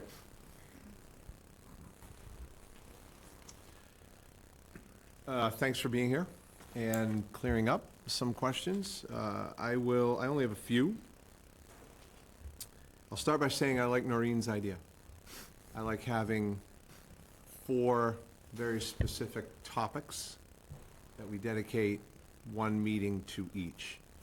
This gets very overwhelming. It gets, you know, it even for the people who do it daily and touch it daily, this is not an easy task to keep up with everything. I certainly respect the seat that you two are sitting in. That being said, the dry pipe that's going down Route 28, the cost of that dry pipe, is that factored into your estimate sewering costs for second watershed permit slide? It's a small. It's a small dollar value. It's a small dollar. It's very small. Yeah, that's, It's, I would say, I It'd don't be remember. lost in your contingency. okay, rounding error at best. Yeah, and I'll tell you why. Yeah. The reason that the project is happening is because you're not paying for all the excavation and then the road Paving. work, right? You're just paying for the pipe to be Pipe. installed. Right. So I don't remember the exact number, but I Don't want to say need it's. it. Okay, all right. Yeah, It's- Noreen, what? 1.2 million? 1.2 million, so, Yeah, so okay. Regarding Chatham, are we at capacity with what we can send Chatham currently with what we've got coming online? So you haven't connected everyone to truly say, for me to truly answer that you're at capacity, because you're only sending a fraction of your flow that you're allocated. you have connected, you will, after Phase 3A, you will have connected properties that will get you to around the number, presuming that you get build out in those areas, of what was allocated as part of the negotiation with Chatham. So 3A, plus everything before it, plus assumed future growth, will get us pretty close. It could, and then, again, that's why, a lot of what happens in Chatham and in Harwich for that facility will depend on, do you actually see that growth? Do you, maybe you get growth in different areas, but in the same service, but maybe where you projected growth closer to, the grocery store, the fire station, 137, maybe the growth is actually some other point, but it's still ending up down in Chatham. That's where it's a projection. And so that's why. And models are inherently inaccurate. So that's why you have, that's why it was required partly for monitoring purposes, but also for tracking, is to see how much flow you're actually sending over those time periods. So once you get all those houses connected, once everyone's connected, you'll have a good idea of what the flow is that you're generating, because there isn't massive amounts of growth in those areas. If you go back to that bar chart, a lot of that was, there was a projection of what was from Massachusetts Estuaries Project, and then we adjusted that to see what happened between when they finished that values based on water use data that we have now and 2021, correct me if I'm wrong, Dan, but 2021, so we could kind of get up to a 2021 number. And then we looked at another little projection, that was the pink line that I couldn't even show you, of what happened sort of to get us to sort of now, and then what's built on top of that. Okay. So we looked at it in chunks to try to look at that flow. But obviously, if the town, develops the vacant properties that are in there, and there aren't a whole lot, like in Phase 3, there aren't a whole lot of, there's not a whole lot of vacant land up there in terms of in the neighborhoods to expand. There are some big parcels in other places, maybe even related to Phase 2, but you'll be able to see what that flow is, and then that'll give you a better understanding of what that capacity is, and then that can benefit Chatham in the sense, and you, in the sense that you might not have to take your flow back if your flows are lower, but you address all your areas, you get your growth, and you're still able to stay under what Chatham's able to physically recharge as Chatham builds out the rest of their facility. Okay. A few more if I could? Please. I'm going to try to articulate this the best way I can. In your modeling, do you account for the increase in population that Harwich is seeing through the summer months? For example, Harwich Port gets jammed. Airbnbs, short-term rentals, 15 people in a 4-bedroom house. It may seem like my question regarding the dry pipe, it's a rounding error. The amount of people that are now coming on top of what we normally used to see 10 years ago, I'm wondering if that's also a rounding error, if that's something that in your modeling you take a little more seriously. So that's where you're looking at your water use data, and your water use data is really going to reflect that. Now, it gets flattened by the fact that your water use data gets averaged over the year. So the summer peak and the winter lull could be a drastic difference, and then it averages out to something in the middle. That'll at least establish what your average is, and then we look at, and we've worked with Dan and we work with Jason on what that peak value you are seeing when you're looking at those flows in the summer months to get an idea, well, what is that potential peak flow? Because your systems have to be designed to handle those peaks. It's right in the 3 watersheds, right? It's Saquatucket, Allen's Harbor, and Witchmere. That's where we see the incredible amount of population. Witchmere gets going in the summer, That's just more, I see it, you know, every car, I see a flush of a toilet times 5. So, yeah, so, That's now, because of the two of you, that's exactly how I'm looking at all the new cars coming on Cape. Compliment. yeah, I know, right? 5 flushes per person every day. And so, you know, one of the things that, because I know Maureen asked the question as well, and when you get into the watershed permit, you're going to have the opportunity, you're going to be required to commit to what you're going to do in the first 5 years. And then you can be a bit more broad in years 5 to 10, 10 to 15, 15 to 20 plus. Because you have the opportunities to come back and say, hey, you know what, we decided that we actually need to shift. We're not changing necessarily our plan, but we've decided to target this other area because we're seeing this is an area we need to address and this is not, or our flows are dramatically higher. It gives you opportunities. You have opportunities for the town to look back at your water use data, just like Dan did years ago when he identified the fact that there was something strange going on with Pleasant Bay. You have those opportunities to reevaluate those flows and look at that.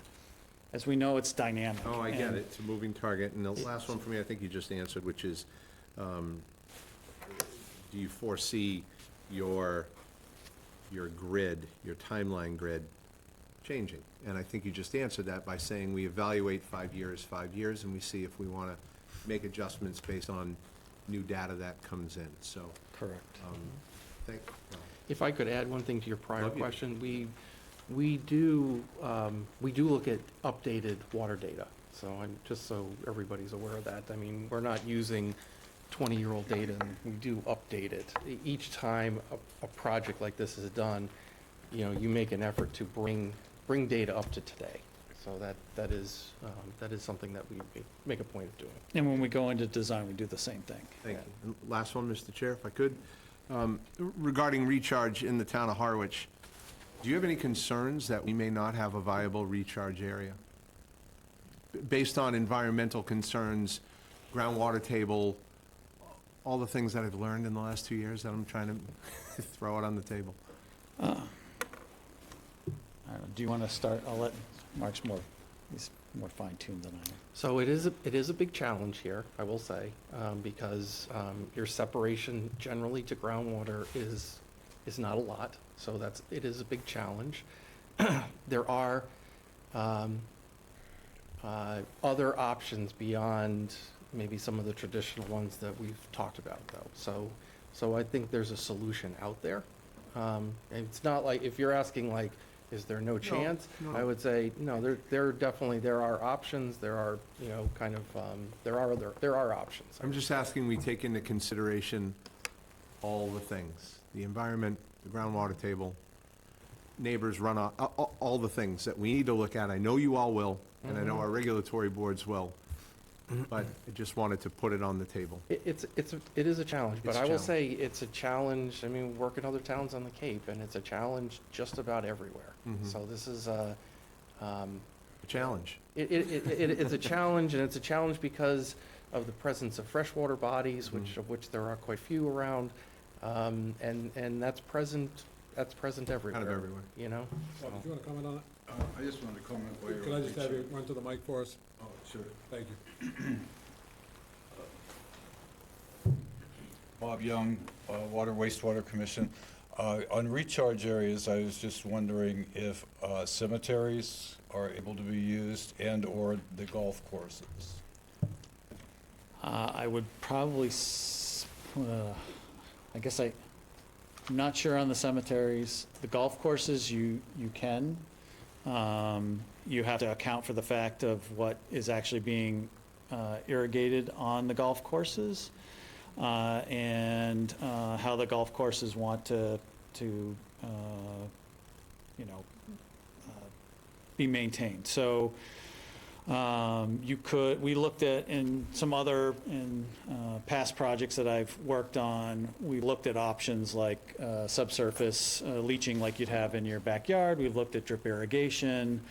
I know some communities have done spray irrigation. They all have advantages and disadvantages, and so it's not I think to get to Jeff's question, there's going to be potentially some creativity in some of the sites that you have with regards to how you do it, and how much water you want to move around, and how much you want to pay to move that water.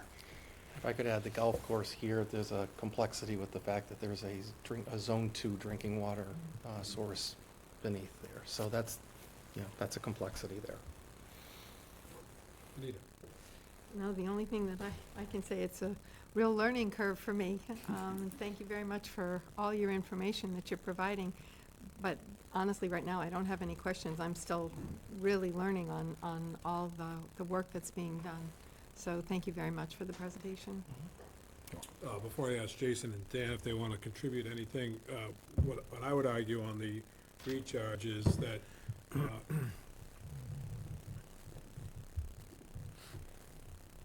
the cost associated with identifying an area and allowing it to be suitable for recharge may be more important than any other aspect of all of this. And this isn't my industry, this isn't my field. What I can recall about the old days, which wasn't pleasant, and why the MWRA is in existence today, was a nightmare, right? So these professionals and these engineers back then didn't calculate everything probably to the degree they should have. Nonetheless, with that said, bringing the water back to Harwich is extremely important to me, because if we don't, we could be facing a larger crisis. And so we may be talking about it's gonna cost us X dollars to create this recharge field. Well, what's the offset when we're trying to buy water from a neighboring community, right? That could be very expensive, if not extremely problematic. So we need to look at that whole picture and how we bring water back. And I think it's great that we can think about saving a few bucks, and we're letting Chatham do it now and potentially allowing, Dennis to do it. But what's the long game for us? And is it more of a negative than a positive? So those are the things I want to see us focus on as well when we talk about these, not only the phases, but, what's going to happen with our water supply. Could I just add something Please. to what you just said? I mean, so your IMA with Chatham, although right now they're taking care of your effluent, it does have a clause that says you may need to take it back. Sure. Okay.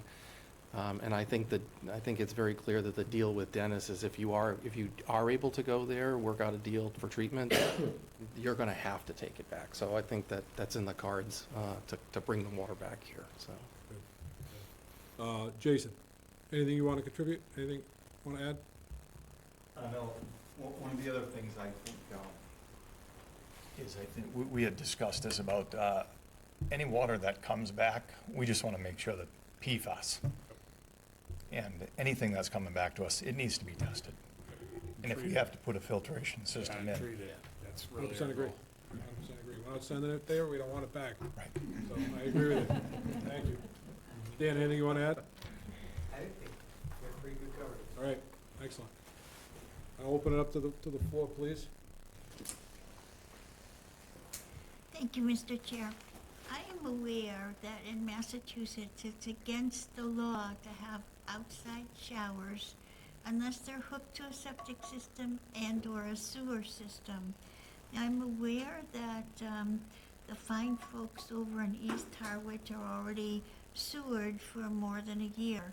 None of those outdoor showers were ever addressed. My mind is, why didn't we have the homeowner hook up those showers while they were hooking up, or make them take it down? I also am aware that the pre-water testing in that area and the year after sewering testing are the same. Now, what's going to happen if we don't have our water quality markedly improved with sewering? This is a real concern of mine financially. I mean, we're going to be in a lot of trouble in this town if we don't step up and take care of everything the first time around. A homeowner's not going to be paying another $20,000 to hook up their shower after the fact. This doesn't even make sense. I brought this up before the agreement with Chatham even happened. And I was told by the select board at the time that the 52-page wastewater Chatham manual didn't even address outdoor showers. And I clearly said, I'm not happy that Chatham doesn't care about outdoor showering, but I pay my taxes in Harwich. What is Harwich's plan? And I was told, well, we're not going to do anything. Well, this is it. We're doing nothing, and the water quality testing is not improved after sewering for a year. So I'd like some answers on that, please. Thank you so much. Any comments you want to make on that, or? I can't answer anything on the outdoor showers in terms of the, Referring more to the water quality piece. yeah, the water quality. It's a function of how fast your properties connect, where they're sampling from, and the time of travel for that water to get to the water bodies. I know that in Falmouth, they sewered the peninsula, and they actually saw quite a bit of water quality improvements right away, but that was also fairly short distance that things had to travel. So some of the areas have to travel a ways to get to Pleasant Bay. What is right away? Several years? Yeah, I mean, it was. We're still talking I mean, years? we're still, yeah. Okay, I mean, it's not, Sorry, it's yeah, not immediate. Yeah. Yes, sorry. Yeah. Not, certainly not in the first year, Yeah. but that system was completed in, I want to say 2016, and maybe they started seeing good data after 2020. So So it sounds as if it may take several years to see improvement in the water quality, despite outdoor showers or not. Does the EPA give us extra time? I mean, when do we find out that we're doing okay versus, we're not doing okay? And just for the record, the question was, does the EPA give us enough I'm time sorry. no, you're fine, to evaluate that? yeah, that's, the watershed permit is set up with the understanding that you're going to be implementing these things, and they know, if you remember back to all the presentations that the Massachusetts Estuaries Project talked about when they came through, and time of travel was always a key. How long is it going to take? And that's why, some of this is the idea of source removal and improving that water quality, so you're no longer putting in that source that's migrating and ending up in the water bodies. However, there still is all the things that have been discharged that are slowly migrating towards those embayments. So it does take time, they understand that. And TMDL compliance is, again, based on implementing things that are removing that potential source now and in the future, as opposed to they're not expecting on the day after you've finished your sewers that all of a sudden your water quality has improved by that dramatic amount. Thank you. I'm going to jump to Patrick. I know you wanted to address this, Patrick.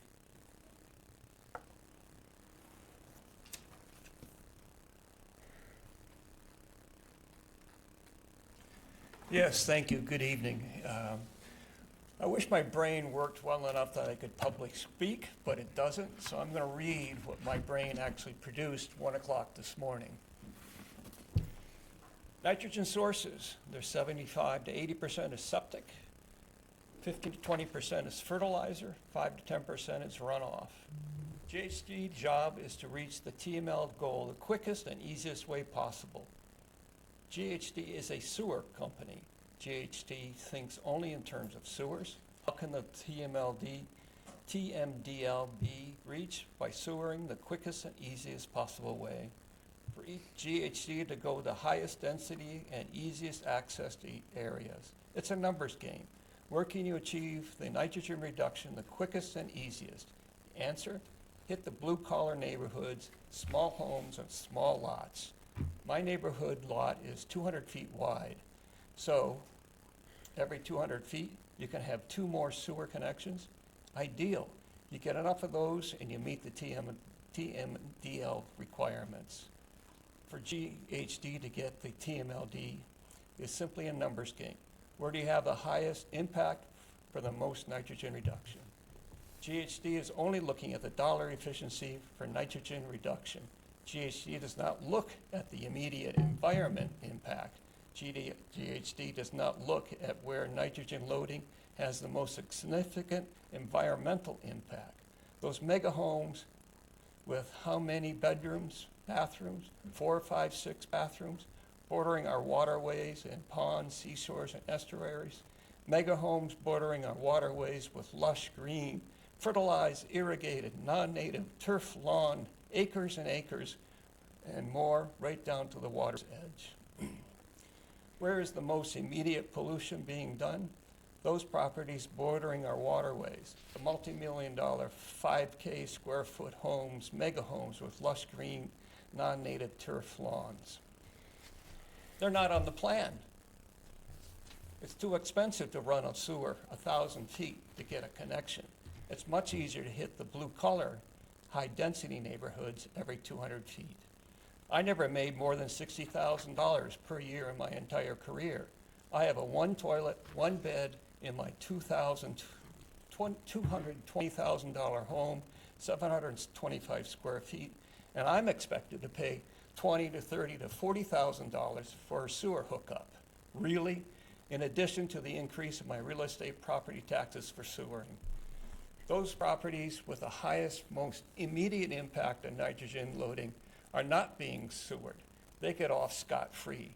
Sure, all residents have to pay the increase in property tax to pay for sewering, but who has to pay for the sewer connection? It's the high-density, low-income, blue-collar neighborhoods. GHD development plan is a classic American development plan. Do it in the poor areas and leave the rich alone. Why am I paying for sewer connections when the rich get off scot-free? Sure, we all pay property tax, but it's my responsibility now to pay for a sewer connection. But the homes with the most environmental direct impact, substantial impact on our environment get off scot-free. Total cost should be shared by all. Increase the property tax by the town, grand sum total amount of all sewering connections fees included to be paid by all property owners. Also, sewering in Harwich opens the door to development. Developers are buying the properties, owners are known, taxes owed, and building mega homes on 1-acre lots and tying into a sewer connection. Every resident, every homeowner, every property owner needs to proportionally contribute to the nitrogen reduction.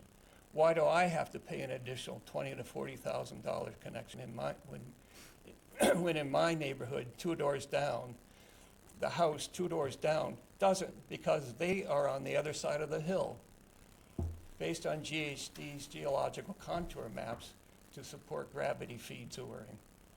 Every property not on a sewer must implement some mode of nitrogen reduction. If you attended town meeting in May, the town has voted a positive vote to reduce the application of fertilizers. It is before the Mass Legislature now, implementing reducing fertilizers and incorporating into the nitrogen reduction plan, prohibiting nitrogen application in Harwich. Legally, I have to pay $20,000, $30,000, $40,000 for a sewer connection. How about also legally not allowing fertilizer application on irrigated non-native grass lawns? By law, I have to pay for a sewer connection. Also, let's make it a law that fertilizers are not to be applied on irrigated non-native turf lawns. Not applying fertilizers is a viable nitrogen reduction and achieving nitrogen credits. Brewster is paying Harwich not to put fertilizers on cranberry bogs and getting nitrogen credits. Let's apply the same idea in Harwich now that the town has voted to reduce fertilizer application for the very specific reason of reducing nitrogen loading in our estuaries. Let's make this part of the CWMP plan. Money talks. The projected sewering cost for Harwich is $450 million. Implementing fertilizer reduction of the 20% contribution of nitrogen from fertilizers is a $9 million savings. Yes, Harwich has already said yes to reduce fertilizers. Let's put this into the CWMP. Another option is urine diversion. 80% of the nitrogen in our environment comes from our urine. 60% of the phosphorus in our environment comes from our urine. Step out of the 19th century technology and into 21st century and understand the nitrogen and phosphorus sources. Humans pee 125 gallons of urine per year. How many gallons of fresh potable drinking water from our sole source aquifer is used annually to flush 125 gallons of urine? Do the math, it's absurd. Not having urine in our waste stream would reduce sewage treatment plants' costs by how much? Not having urine waste streams would reduce water usage by how many gallons per year? On both an ethical and moral standing, the entire CWMP process needs to be reviewed and updated on a 21st century basis of understanding our ecological impacts on the environment. This is our final choice to get it right for the centuries to come. GHD needs an ethical and moral responsible CWMP, not a numbers game. 1, every and all property must reduce their nitrogen, either with AIA, fertilizers, and UDT, not just being sewered. 2, total costs must be shared by all. Increase the property tax so total grand sum total amount of all, including connection fees, are included to be paid by all. Implement fertilizer reduction to account for nitrogen reduction. And finally, 4, get another company to pursue the UDT alternatives. Almost done.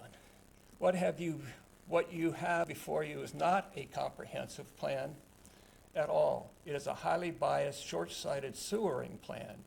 Do not accept this plan proposal. Do not continue with sewering until the issues brought up here and including the wastewater treatment facilities are thoroughly resolved.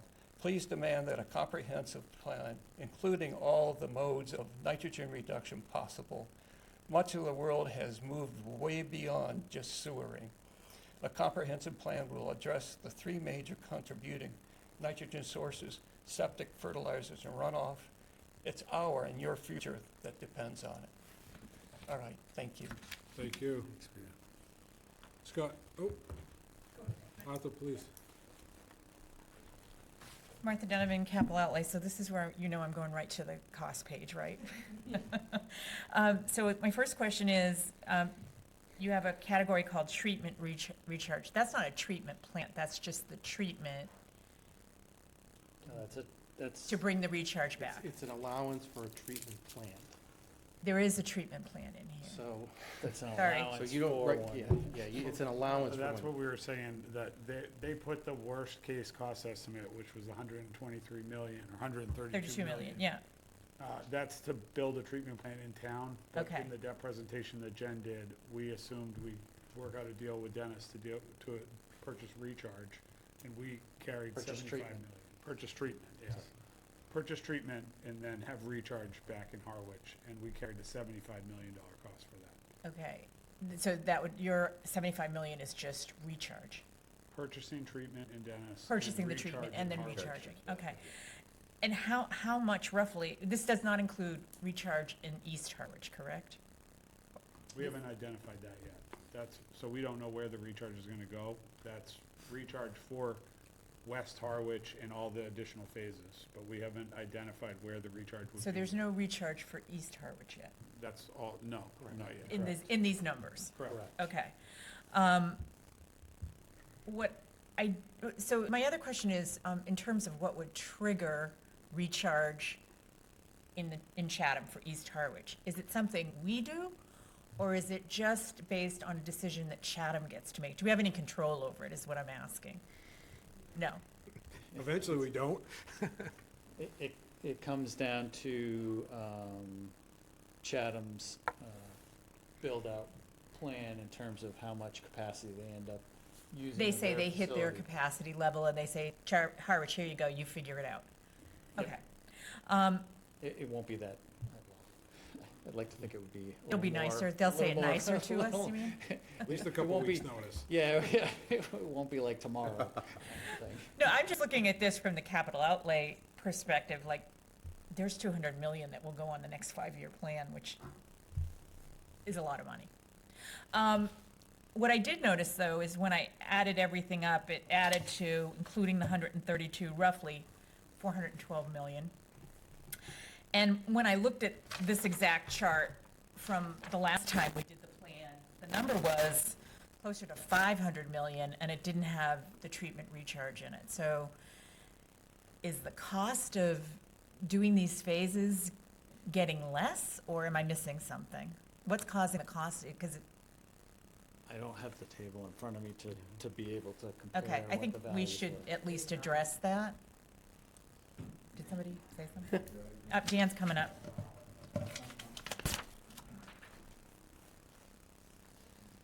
So that is only cost through Phase 8, Phase 9, which was proposed to be on the second 20-year watershed permit. I don't know what the dollar value it is, but that's probably 50+ million, I would think, to add to the figure you just. So you're saying part of Phase 9 was in the original 8 phases before, it's been Right. pulled out, and so that's why the cost, some of why A the sort- cost. What's also not in there is phases 1, 2, 3, 3A. So that's another difference. So this, what you're seeing there is. Yeah, I don't think 1 and 2 coming. were in the original, but maybe 3 was. 3A was never on the plan, right? No, 3A was always in the 8, plan. yeah, it was a different phase, but yeah. Okay, So it's, okay. there's fewer phases in. I think we should just reconcile somehow the numbers so that we all agree, like, are we paying more, are we paying less than, is this number high? I don't know, is this number? The cost estimates went up, so the combination, we can reconcile it. for Yeah, sure, yeah. but the cost estimates, they went up. So Okay. the reality is we're sewering less in the new CWMP because of the phases that we've already completed. But the cost estimate went up because I had asked them, GHD, if they took into account the fact that we had estimated specific costs, certain costs, and then gone out to bid and had them come back a lot lower. And the answer to that question was not necessarily, because we're taking advantage right now of a good bid environment, but we don't know if that's always going to exist. Okay, So, okay. The cost estimate in the new proposal went up from the 2016 proposal. But Okay. we're sewering less now because we have less to do moving forward. Because we've already done so much. We've already taken a Got big it. chunk of it, yeah. Okay, okay, all right, thank you. Don, do you have a quick question for Yeah, Scott? I wasn't anticipating us getting involved that deeply in the financial discussion tonight, but I'm just throwing out something based on what Martha just said. To the extent that we're utilizing outside communities to do the processing for the effluent and then sending it back as recharge, and we've had this discussion before, there is some exposure to PFAS, and I believe that I understood there to be some post-treatment add-on that was capable of occurring prior to doing the recharge, but post the treatment plant. Have you considered that as part of the financial equation, or is that still yet to be determined?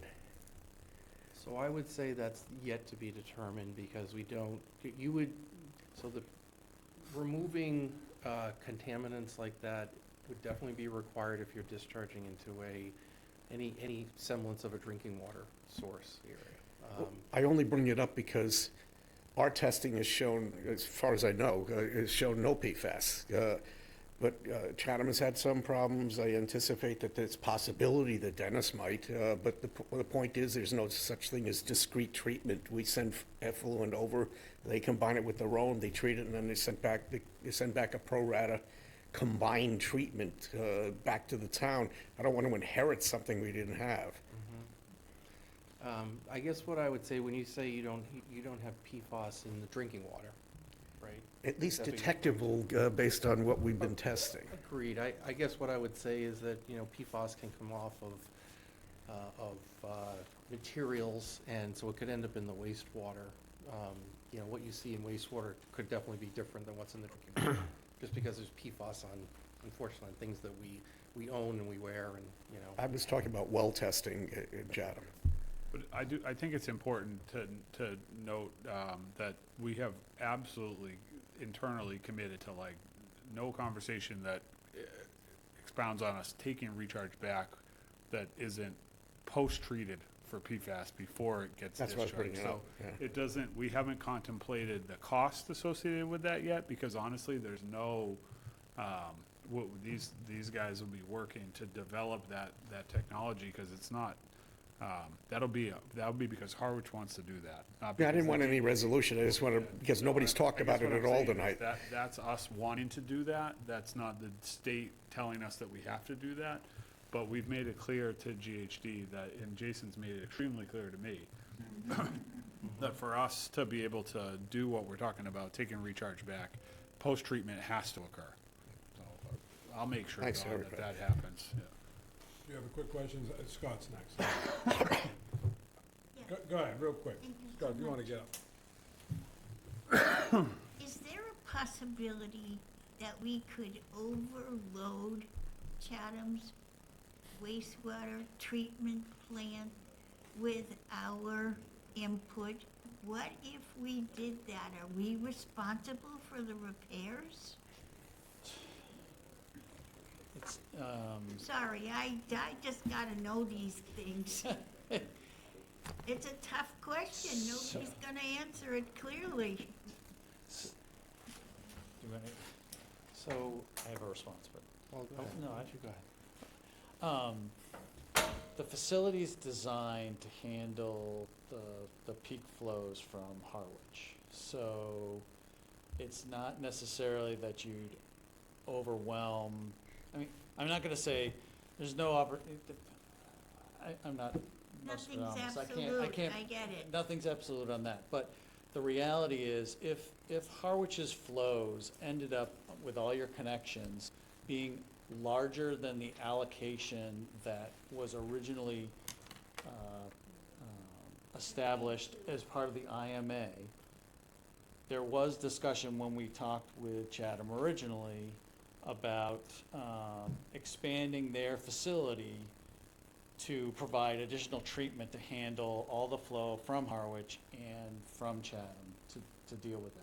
Obviously, if Would it's, that be Harwich's expense? so if it's related to, like, all the costs that you pay for Chatham is relative to the amount of flow that you send. So if you exceed that value, but they can handle the capacity, but they need to do an expansion because of flow that you're sending them, then yes, that would be, you would be buying more capacity.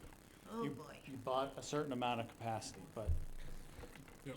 you're not there You're yet. not on that path You're right not- now. Scott, please. Thanks. I just wanted to say that I read the 125-page January 15th CWMP draft that's on the wastewater project website. And I see one of the conclusions that was reflected in the PowerPoint as well, that so-called IA systems will not solve the problem. I agree they won't solve the whole problem.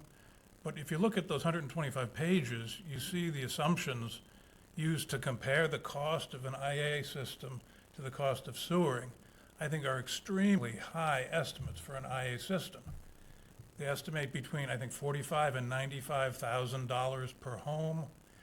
They estimate that it only takes out half of the nitrogen, or maybe 2/3 of the nitrogen that sewers do.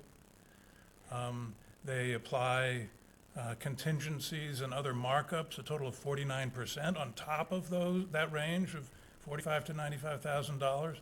So one specific question that I couldn't get out of the 125 pages is whether the numbers that you have for the sewers include a similar contingency markup, which was 49% for the IA systems. So the advantage of the collection system cost estimating is that we have a lot of projects and bid values that we could use to provide those estimates. So those values tend to be a bit more refined. Where an INA system, everybody's house is different. You may have a huge backyard and you have plenty of room to do it. Your neighbor may have a deck and a pool and all other kinds of facilities that wouldn't necessarily allow them to put in, to rebuild and put in an INA system, redoing their electrical. If they wanted to do urine diversion, there's still plumbing changes that you have to do in terms of having a tight tank for urine and a separate piping to collect your waste to go to your gray water, all those kinds of things. So it's harder to do that. So we looked at, some of the studies that have been done around the Cape with regards to the cost estimating that they've done for INA systems. Now, yes, there are INA systems that can achieve higher levels of treatment. The problem is the state has not approved for general use any INA system for low levels of treatment.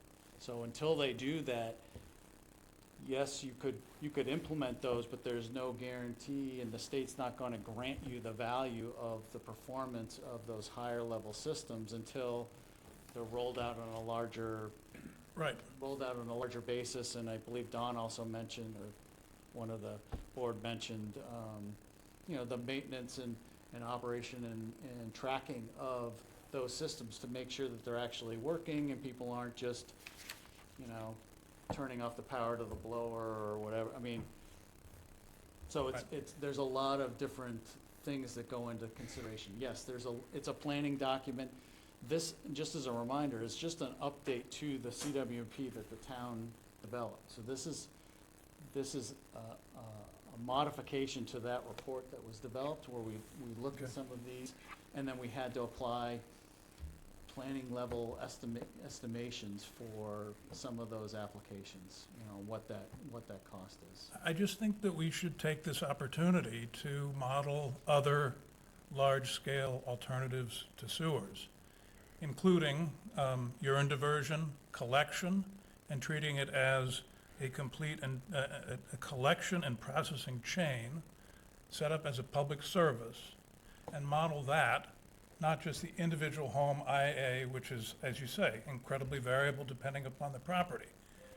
I've done some preliminary work with the financial aspects of a urine diversion, collection, processing approach, which I think could result in capital costs of about 35 to 45% of the sewering for the same nitrogen removal.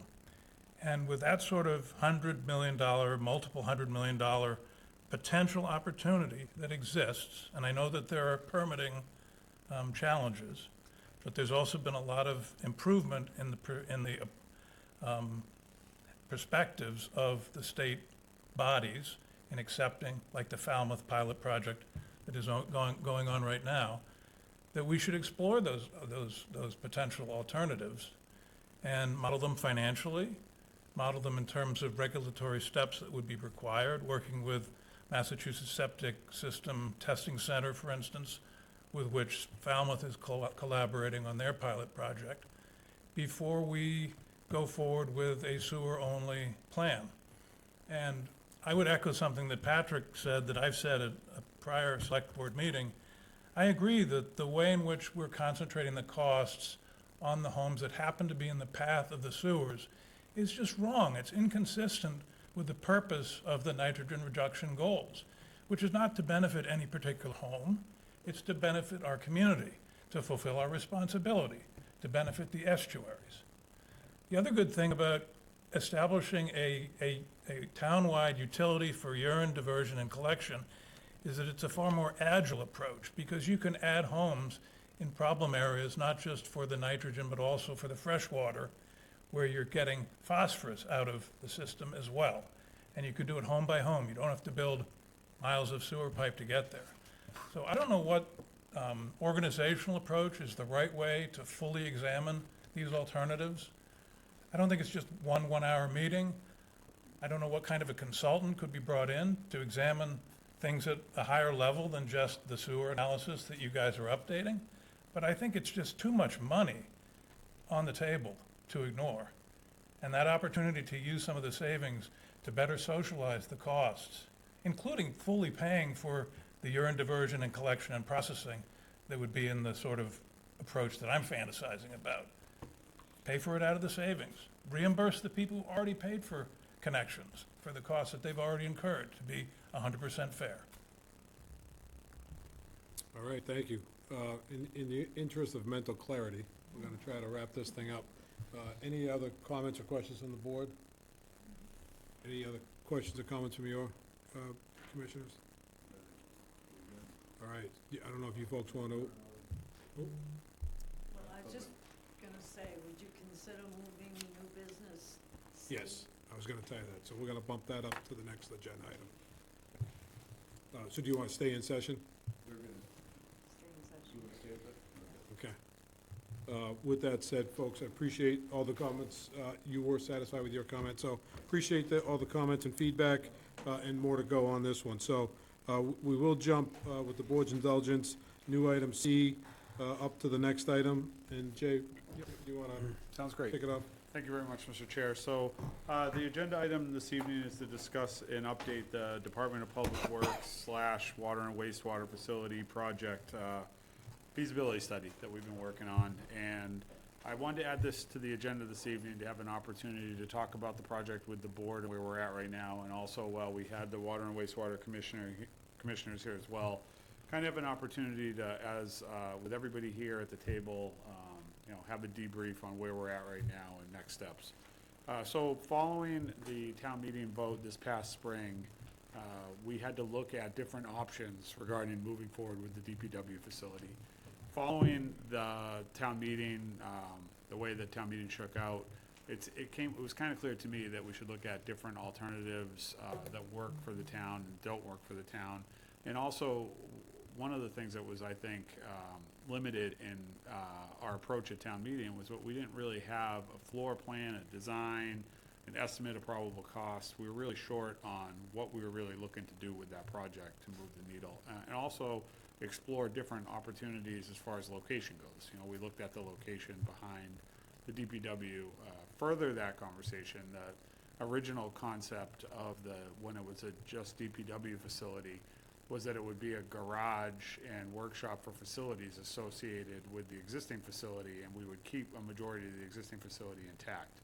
And when you tour the existing facility, and I think over the next year, I'm hoping to have a series of open houses to be able to get people in there to see, the downfalls with the existing facility, is it didn't contemplate the office spaces as part of the new facility as well. And I think that would really be a miss, because it was built in the 1970s, and I'm pretty sure by the time we broke ground and eventually had an open house with the new facility, we'd probably have the next day conversations about, well, what do we do about the old building and the shop associated with it. So I thought moving forward with a feasibility study that tied in all of those components of Public Works, and then also in conversations with Jason about the needs of the Water and Wastewater Department, because of some of the challenges they have with the location of their existing facility and needs to deal with A, storage, and B, potentially storage and operations as well, that it would give us an opportunity to collaboratively work together to look at these projects together and see whether there's a good fit or not, and that's really the catalyst to where we were. So I engaged Weston & Sampson. The town's engineering budget paid the bill for that work, or is in the process of paying the bill for that work. And we move forward with that concept. So where we're at in that process right now is we've made progress since the original kickoff. The team, Weston & Sampson, has completed a kickoff meeting with the town and is in the process of reviewing site and applicable regulations to be able to move forward with next steps. What that looks like, as far as the public works side, we've completed staff interviews, drafted a programming document outlining the department's spatial needs, so that means they've interviewed all the different department heads in public works.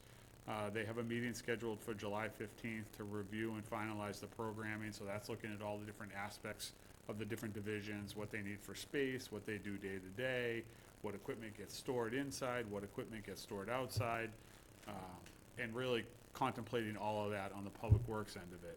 On the water and wastewater side, staff interviews are scheduled for the same day, so they'll work with water, wastewater, all the different department heads or different departments as part of that organization, and then move into programming for that department as well. I think it's important, and I hope that I made it clear with the water and sewer commissioners that, we want you guys as full partners in this process. I'm not sure at the end of the day that this will be the best fit for everybody, but it's important, I think, from an operational standpoint, that at least we spend the time to look at all the different opportunities. And I know that you guys are unsure about whether operations and storage are the best fit for an off-site location. I know you're dealing with issues related to the fact that you love the location you're in, but you're being forced because of the Zone 1 complexities of it to look outside of that. So I guess from a high-level perspective, whether we end up in a joint facility at all, whether we end up in a joint facility that involves operations only or storage only, you know, I think from a town administration perspective, all that I would ask is that we play this out together, you know, and get to a point where we know what's in the best interest of the town. If there's an opportunity to do something together that helps us sell our project, the Public Works projects, and gets you what you need in the same aspect, I'm hoping that we can get through this together and through this process. I think Weston and Sampson does a really good job with looking at facilities like this. They've worked with a number of different facilities over the Commonwealth. I've had experience with them in a facility that in Middleborough that I came from that they did a phenomenal job with. So I just wanted to be able to have that conversation, answer any questions that the Water and Wastewater Commissioners had, answer any questions that the board has related to where we're at. Next steps are, as I mentioned, finalizing the programming for both departments. And then this is really important, the development of site alternatives. So is the current location on Queen Anne the best location? I know in conversations I've had with a couple of the commissioners that there's a couple of sites that are under the control of water and wastewater that might make sense as well. And, you know, I think there's positives and negatives to both, but we need to develop site alternatives and flush all those out. Finalize those site alternatives so that we can hone in on what makes sense for the best location.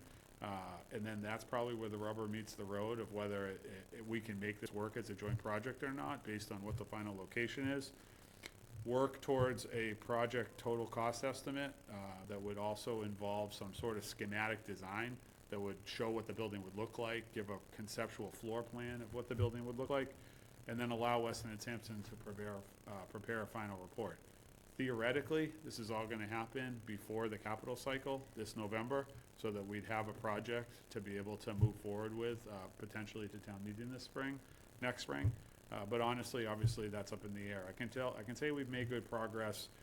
The week of July 5th, that's this week, right? July 15th. So this week, Weston and Sampson will be here finalizing the programming and interviews with both departments.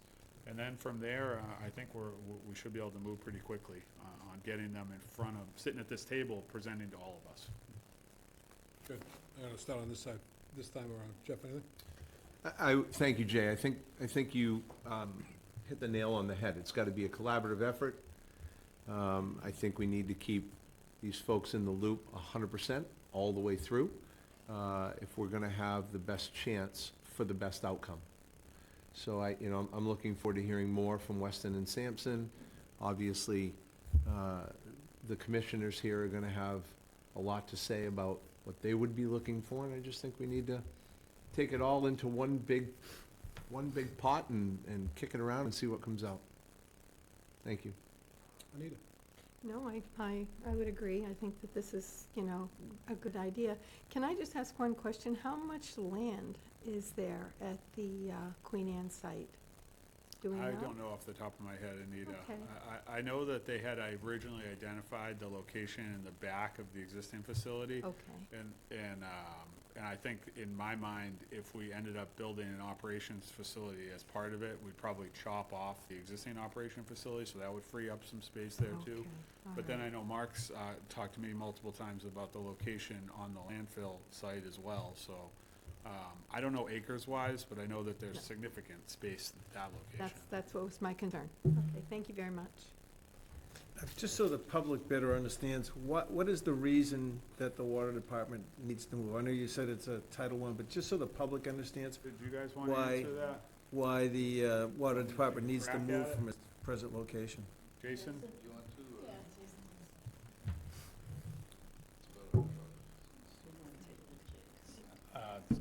So actually, we started this. We started this before. So we were talking with Weston and Sampson. That's we were looking to put just a storage building on our facility for our vehicles. What happened was I went to DEP to say, can we have wastewater vehicles here? They don't want wastewater vehicles on a Zone 1. Okay, go back to the drawing board. What can we do? Where can we go? That's when we got I think it was a $5.5 million storage building that we could put on our site. We were working with DEP, hence wastewater vehicles came up, and they don't want wastewater vehicles to be stored there. Okay? So now, we got that $5.5 million. We went to the capital planning, and that they saw that on there, and they said, why don't you try and do a collaborative effort with the DPW? So that's where we ended up. That's where we are right now. We have grown out of the garages. If you come down there and see the garages, we're busting at the seams. We do need storage. We put a lot of money into all of our vehicles, all of our equipment, and we take pride and we keep them looking good. And that would really help the department. And if you came down there and saw the facility that we're at right now, you would see why. So come down, take a look. I'll take you for a tour, and you'll understand. That'll be an open house in your future. Yes, we're gonna do a bunch of open houses, but yeah, the main issue is that DEP is not okay with the wastewater operations in Zone 1. Don? Nothing other than to say that the process that you've outlined includes everybody, and that's a good thing. Bob, turn it over to you, your crew. Any questions, comments? No, I think we're just working on it. All right, excellent. Jay?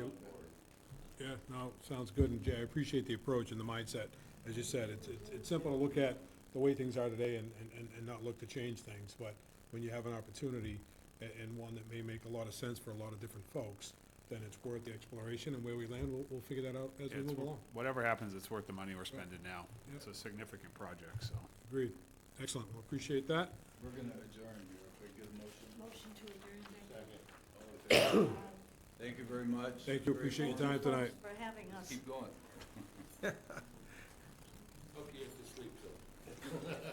We'll blow through this now. Moving on to old business, discussion and vote regarding the town administrative goals and evaluation process. And truly, I'm not looking for a vote tonight. One of the reasons we put this back on the agenda, because I know, Don, you weren't able to be here at the last meeting, wanted you to have an opportunity to offer any thoughts and opinions. And then my goal is going to be, on one of the last, my goal, I shouldn't say it that way.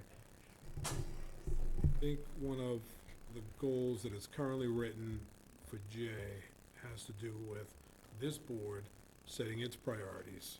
And so if we agree to move forward with this template and the current construction of this document, I would look for this board to come prepared next meeting in 2 weeks, to vote on our priorities for the fiscal year. So, but I'll turn it over to you if you have any comments, questions, concerns. Yeah, actually, I'm relieved. Thank you, Mr. Chair. The look of this is exactly what I was hoping for. Over the last 10 years, we bounced around things that had goals, numbering it almost 18 at times. When you have that many goals, you don't have any goals, because there's no possible way for you to be able to evaluate all of that in a given year. So this brings it down to major goals, and I noted that it ties in with the general scope. You can plug in any new project that you have to track over the course of a year or two. It looks very professional. I like it.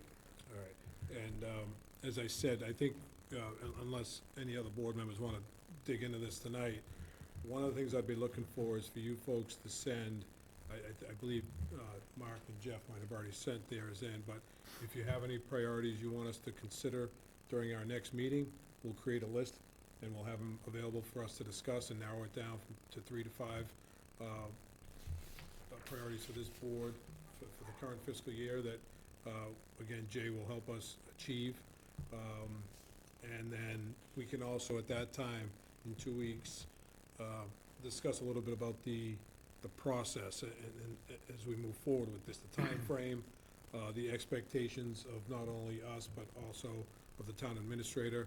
And so when we target to get this thing completed, clearly this is July, we're not looking to complete this thing by the end of the summer. But, you know, the beginning of the calendar year, we'd be looking to get this thing back on the map and start the process. So sometime in February, we could be wrapping it up, because Jay's anniversary with the town is in the middle of March. So that's my thought as we sit here. Happy to listen to any other thoughts tonight before we move on. Jeff? Thank you, Mr. Chair. When you get other board members' input, Yep. could you create Yep. a sheet That's gonna go out to all of us. just for informational purposes, no discussion or deliberation? That'd be a great help. Yep, Thank you. absolutely. Once we have everything, we'll get it out so we can process it and come back in 2 weeks' time with, clear thoughts and ready to rock and roll on votes. Excellent. Anita, anything else you want to add? Mark? Yeah, just one thing, I'd like to include a category called economic development as well in the broad goals. I know I've sent strategic goals in earlier, but as a broad goal, including economic development. On the board side, not on my goals. Well, it could be, I don't know the answer to that right now, but just something to think about, Yeah, and we can discuss, and perhaps that gets folded into goal 2, which is the financial and fiscal sustainability stuff, so Okay. maybe it can get incorporated there, but we can talk Yeah, about that. just that. Yeah. Excellent. All right, so if you folks are all comfortable with that, we can move forward with the objective of wrapping our piece up next week and then have this thing in place to move forward. Budget transfers, Jay. Yes, so this is the FY '26 year-end line transfers. This is routine year-end line transfer requests made under MGL Chapter 44, Section 33B, that allows the town to move money between existing departmental appropriations without town meeting action. The request is for a total of $982,200 and was signed by department heads on July 9th and requires signatures of the Select Board and the Finance Committee. The Finance Committee voted these transfers last Thursday night, so the last step is with you this evening.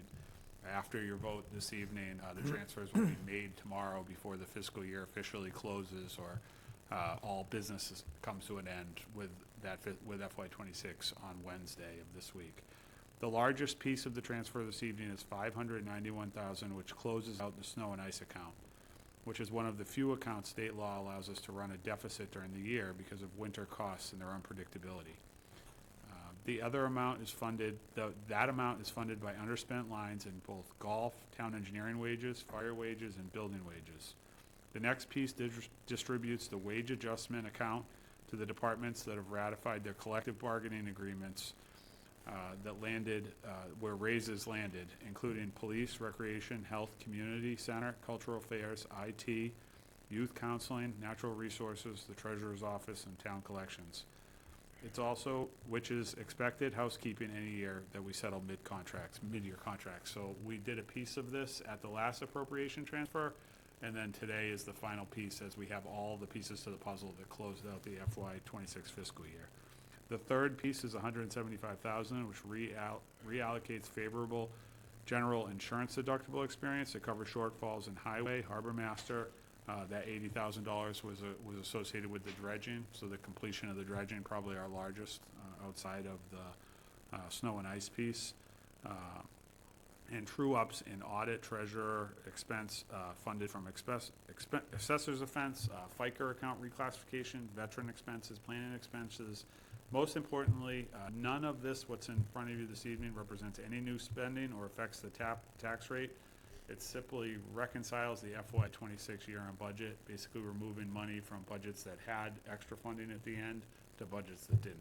And the largest thing in front of you this evening is snow and ice. And the best part about this is we had about a $900,000 deficit in snow and ice, and we looked at potentially having to raise that on the recap, and we're able with turnbacks to fund it all through turnbacks. So that's a significant success for us.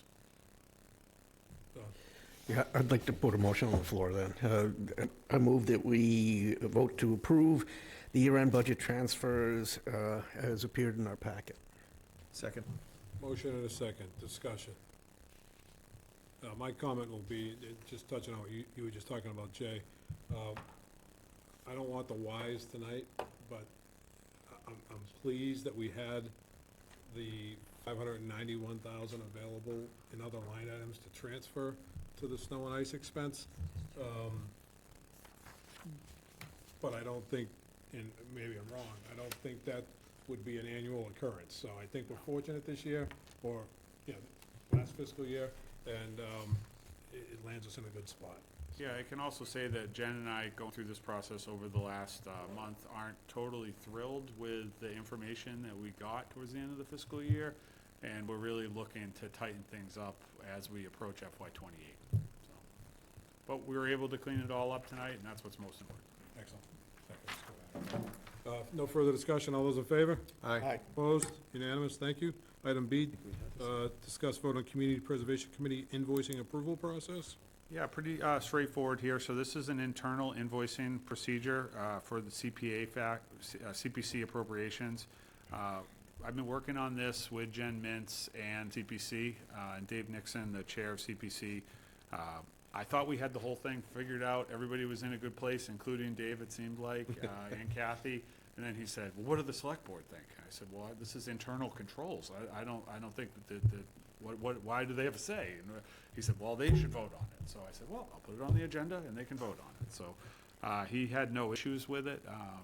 Like I said, I think we have full agreement with CPC, administration, and finance at this point. But he felt pretty strongly that it should go in front of the board. So this is an internal control document. It doesn't change anything regarding spending authority. It simply standardizes how CPA invoices get signed off before they reach the town accountant and the treasurer's desk. The core requirement is that every CPA payment needs 2 independent attestations, one confirming the goods and services, and then the second confirming that it's an eligible expense under the town meeting appropriation. So for internal projects, department administrative projects, it would be the department and the CPC chair. For grants outside recipients, such as the Land Trust, Historical Society, and housing entities, it would be me and then the CPC chair. And then finally, for administrative expenses, it would be the CPC chair only. So I think we worked through a couple of situations. There was some anxiety on the CPC side that previously they had been the only signature on any of these. So there was a lot of anxiety, like, we don't really know what's going on with these projects. So that said, I think it was important on the department head side or on my side that they sign off as well. I didn't want the only signature to be us because I don't know what bucket it's supposed to go in and what account it's supposed to be under. So I think we worked together to put together a plan that works pretty well. And like I said, CPC is happy with it and Jen Mintz is happy with it, so. Well, since Dave wanted it before, it's Dave, we're gonna shoot it down tonight. Mr. Chair. Please. I move that we vote to approve the Community Preservation Committee invoicing approval process as outlined in our packet. Second. Motion is second. Any discussion? The only discussion I would say is thank you to Jay and admin for sending that supplement email that came this afternoon. That helped me, for sure. Thank you. Yep. Additional discussion. I love Dave. I've known Dave forever. But the reality is, I mean, Jen works for us, and God help us if we start looking at every internal control that she winds up implementing. She answers to us in the first place. So I fully support this, but it's got to calm down a little. This is a very professional way of approaching this in terms, and it delineates who has authorities, which is great. We haven't had that before. I'm still trying to get a P card. Well, there you go. Any further discussion? Hearing none. All those in favor? Aye. Opposed? Unanimous. Item D, discussion vote to appoint a citizens rep to the Monomoy Joint Regional Agreement Formula Working Group. That's a mouthful. Skipped one, Mr. Chair. Item C. We did see. Oh, we did. Sorry about that. That's okay. Correct. It's all right. We haven't built it yet. We obviously, I think we have both individuals in the crowd, but they also sent a letter of interest. Don't know if either or both want to say a few words before we take any action, or if you're comfortable with us taking action.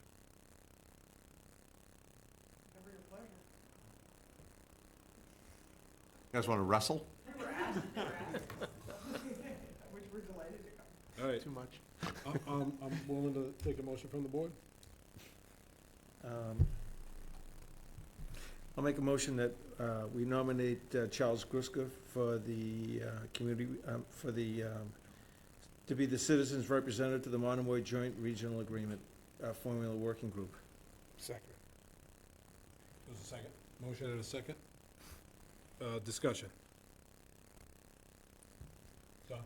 Yeah, I just want to make this clear. I think very highly of Joyce. I mean, there's got to be a place that we could put you where you can put that gusto to work, because you've done a terrific job in everything you've ever touched. So this isn't about you as much as what we need for right now in the discussion with the agreement, but certainly in a different time, a different place, we would have enthusiastically supported you. Additional comments? I would just say thank you both for stepping up. I think this is a real important part of the future for Harwich, and I think you're both wildly qualified in different ways. So I thank you both for stepping up.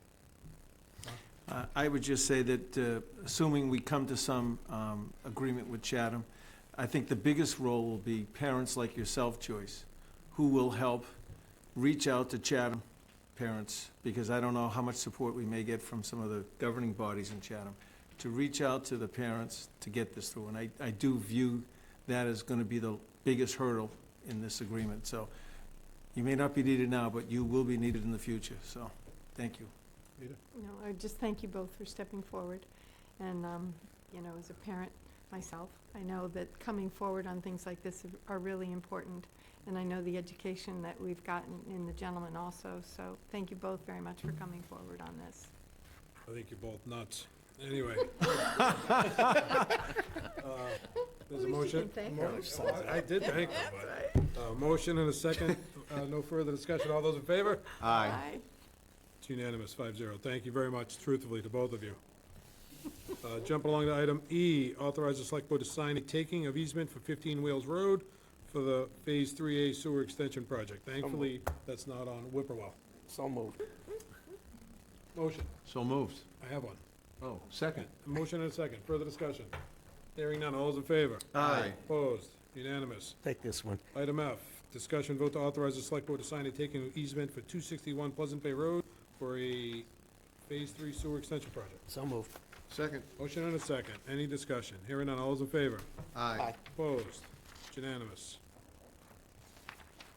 Item G, discuss vote on a special permit app for a one-day wine and malt liquor license for Deborah Donovan for an event held on July 17, 2026, from 5 p. to 7 p. The event to be held at 204 Sisson Road. Move to approve. Motion Second. and a second. Any discussion?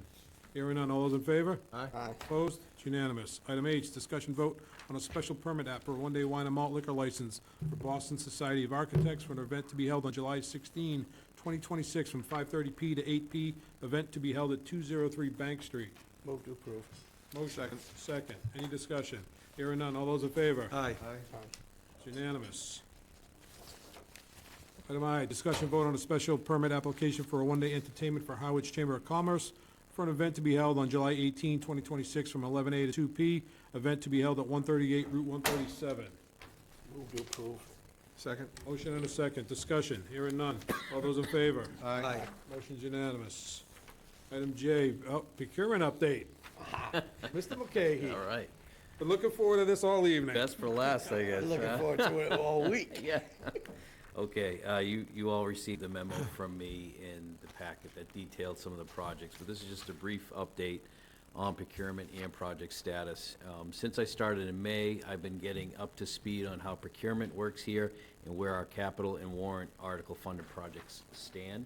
Some have been outstanding for a while, others are actively moving, along with the new project approved at the May 4th annual town meeting. Current open bids and RFPs include the catch basin replacement, drainage project, and audit services.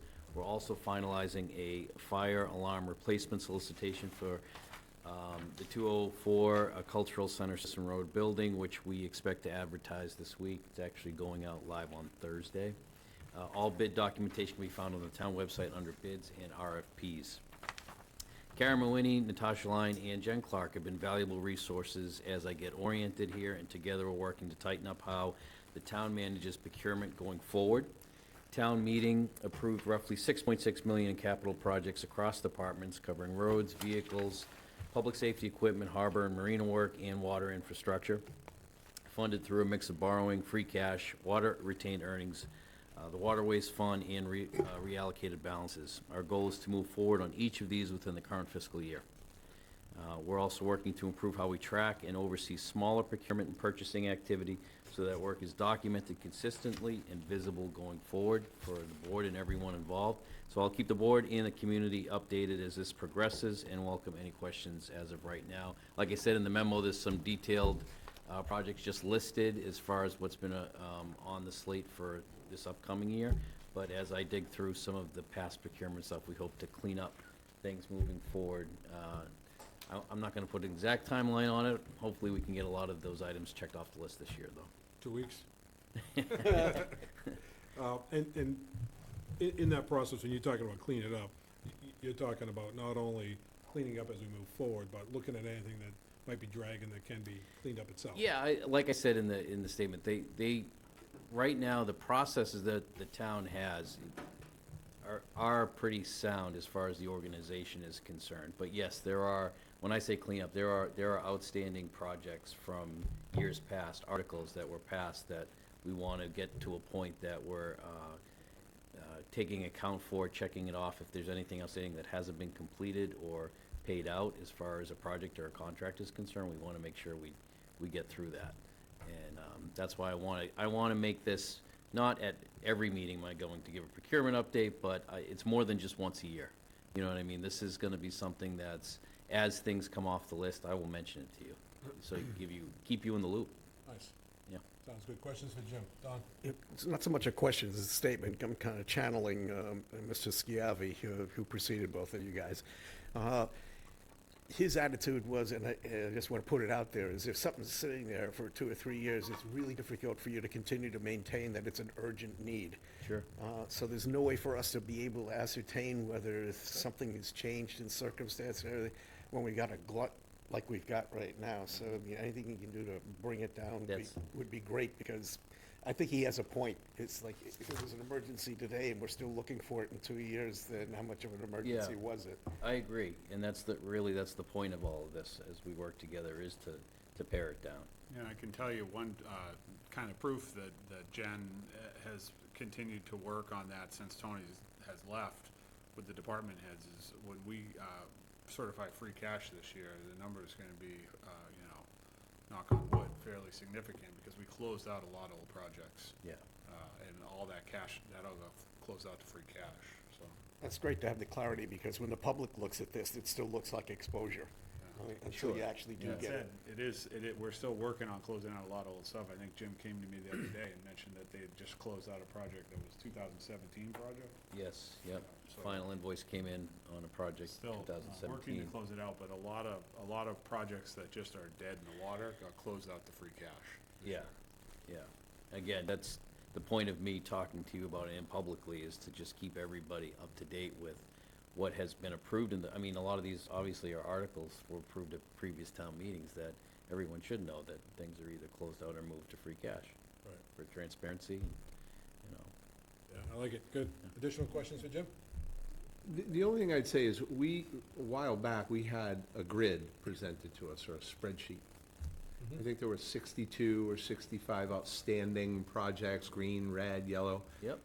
Only if the rest of the board feels it's valuable, maybe quarterly in a packet. Sure, absolutely, Jim. I'm sure you could probably find it, check off everything you've already done, and quarterly or even biannually. Well, just to- yeah, so I've seen the document you're talking Okay. about, as I go through this stuff, and I think, yes, I want to provide you with something that's similar to that. And if it's that same document, it could be, but as I look through this stuff, I want, that's why the initial presentation is more to get you to start off on what we're doing right now. And then, you're right, presenting something that shows what we've cleaned up over the past few months, and to highlight that. Perfect. Please. Just one quick question. 204 Citizen Fire Alarm System. It's a masonry building, no longer a school. What's the reason for the upgrade? Is it because of insurance? Just some background on that.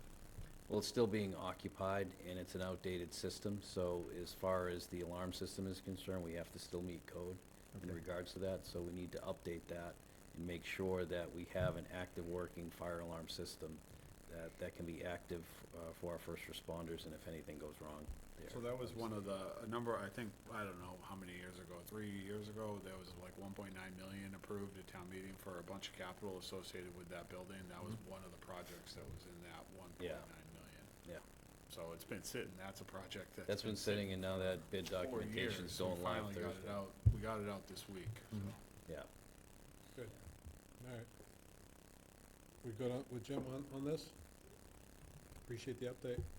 You got it. And to, just real quick to Jeff's point, as I look through it, Jeff, I want to make sure that, things are checked off correctly, and I give you an accurate list, but that's a really good point. No rush on Yeah, our end. yeah. I just think Yeah. it's a good visual for us to have Totally, and yeah. for the public. Yeah, agreed.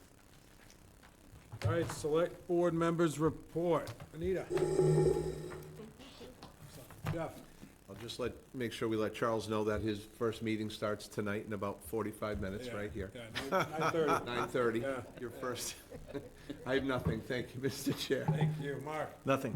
Don? Nothing. And I don't have anything either. Take a motion to adjourn. Second. Motion and second. All those in favor? Aye. Opposed? Unanimous. Thank you very much.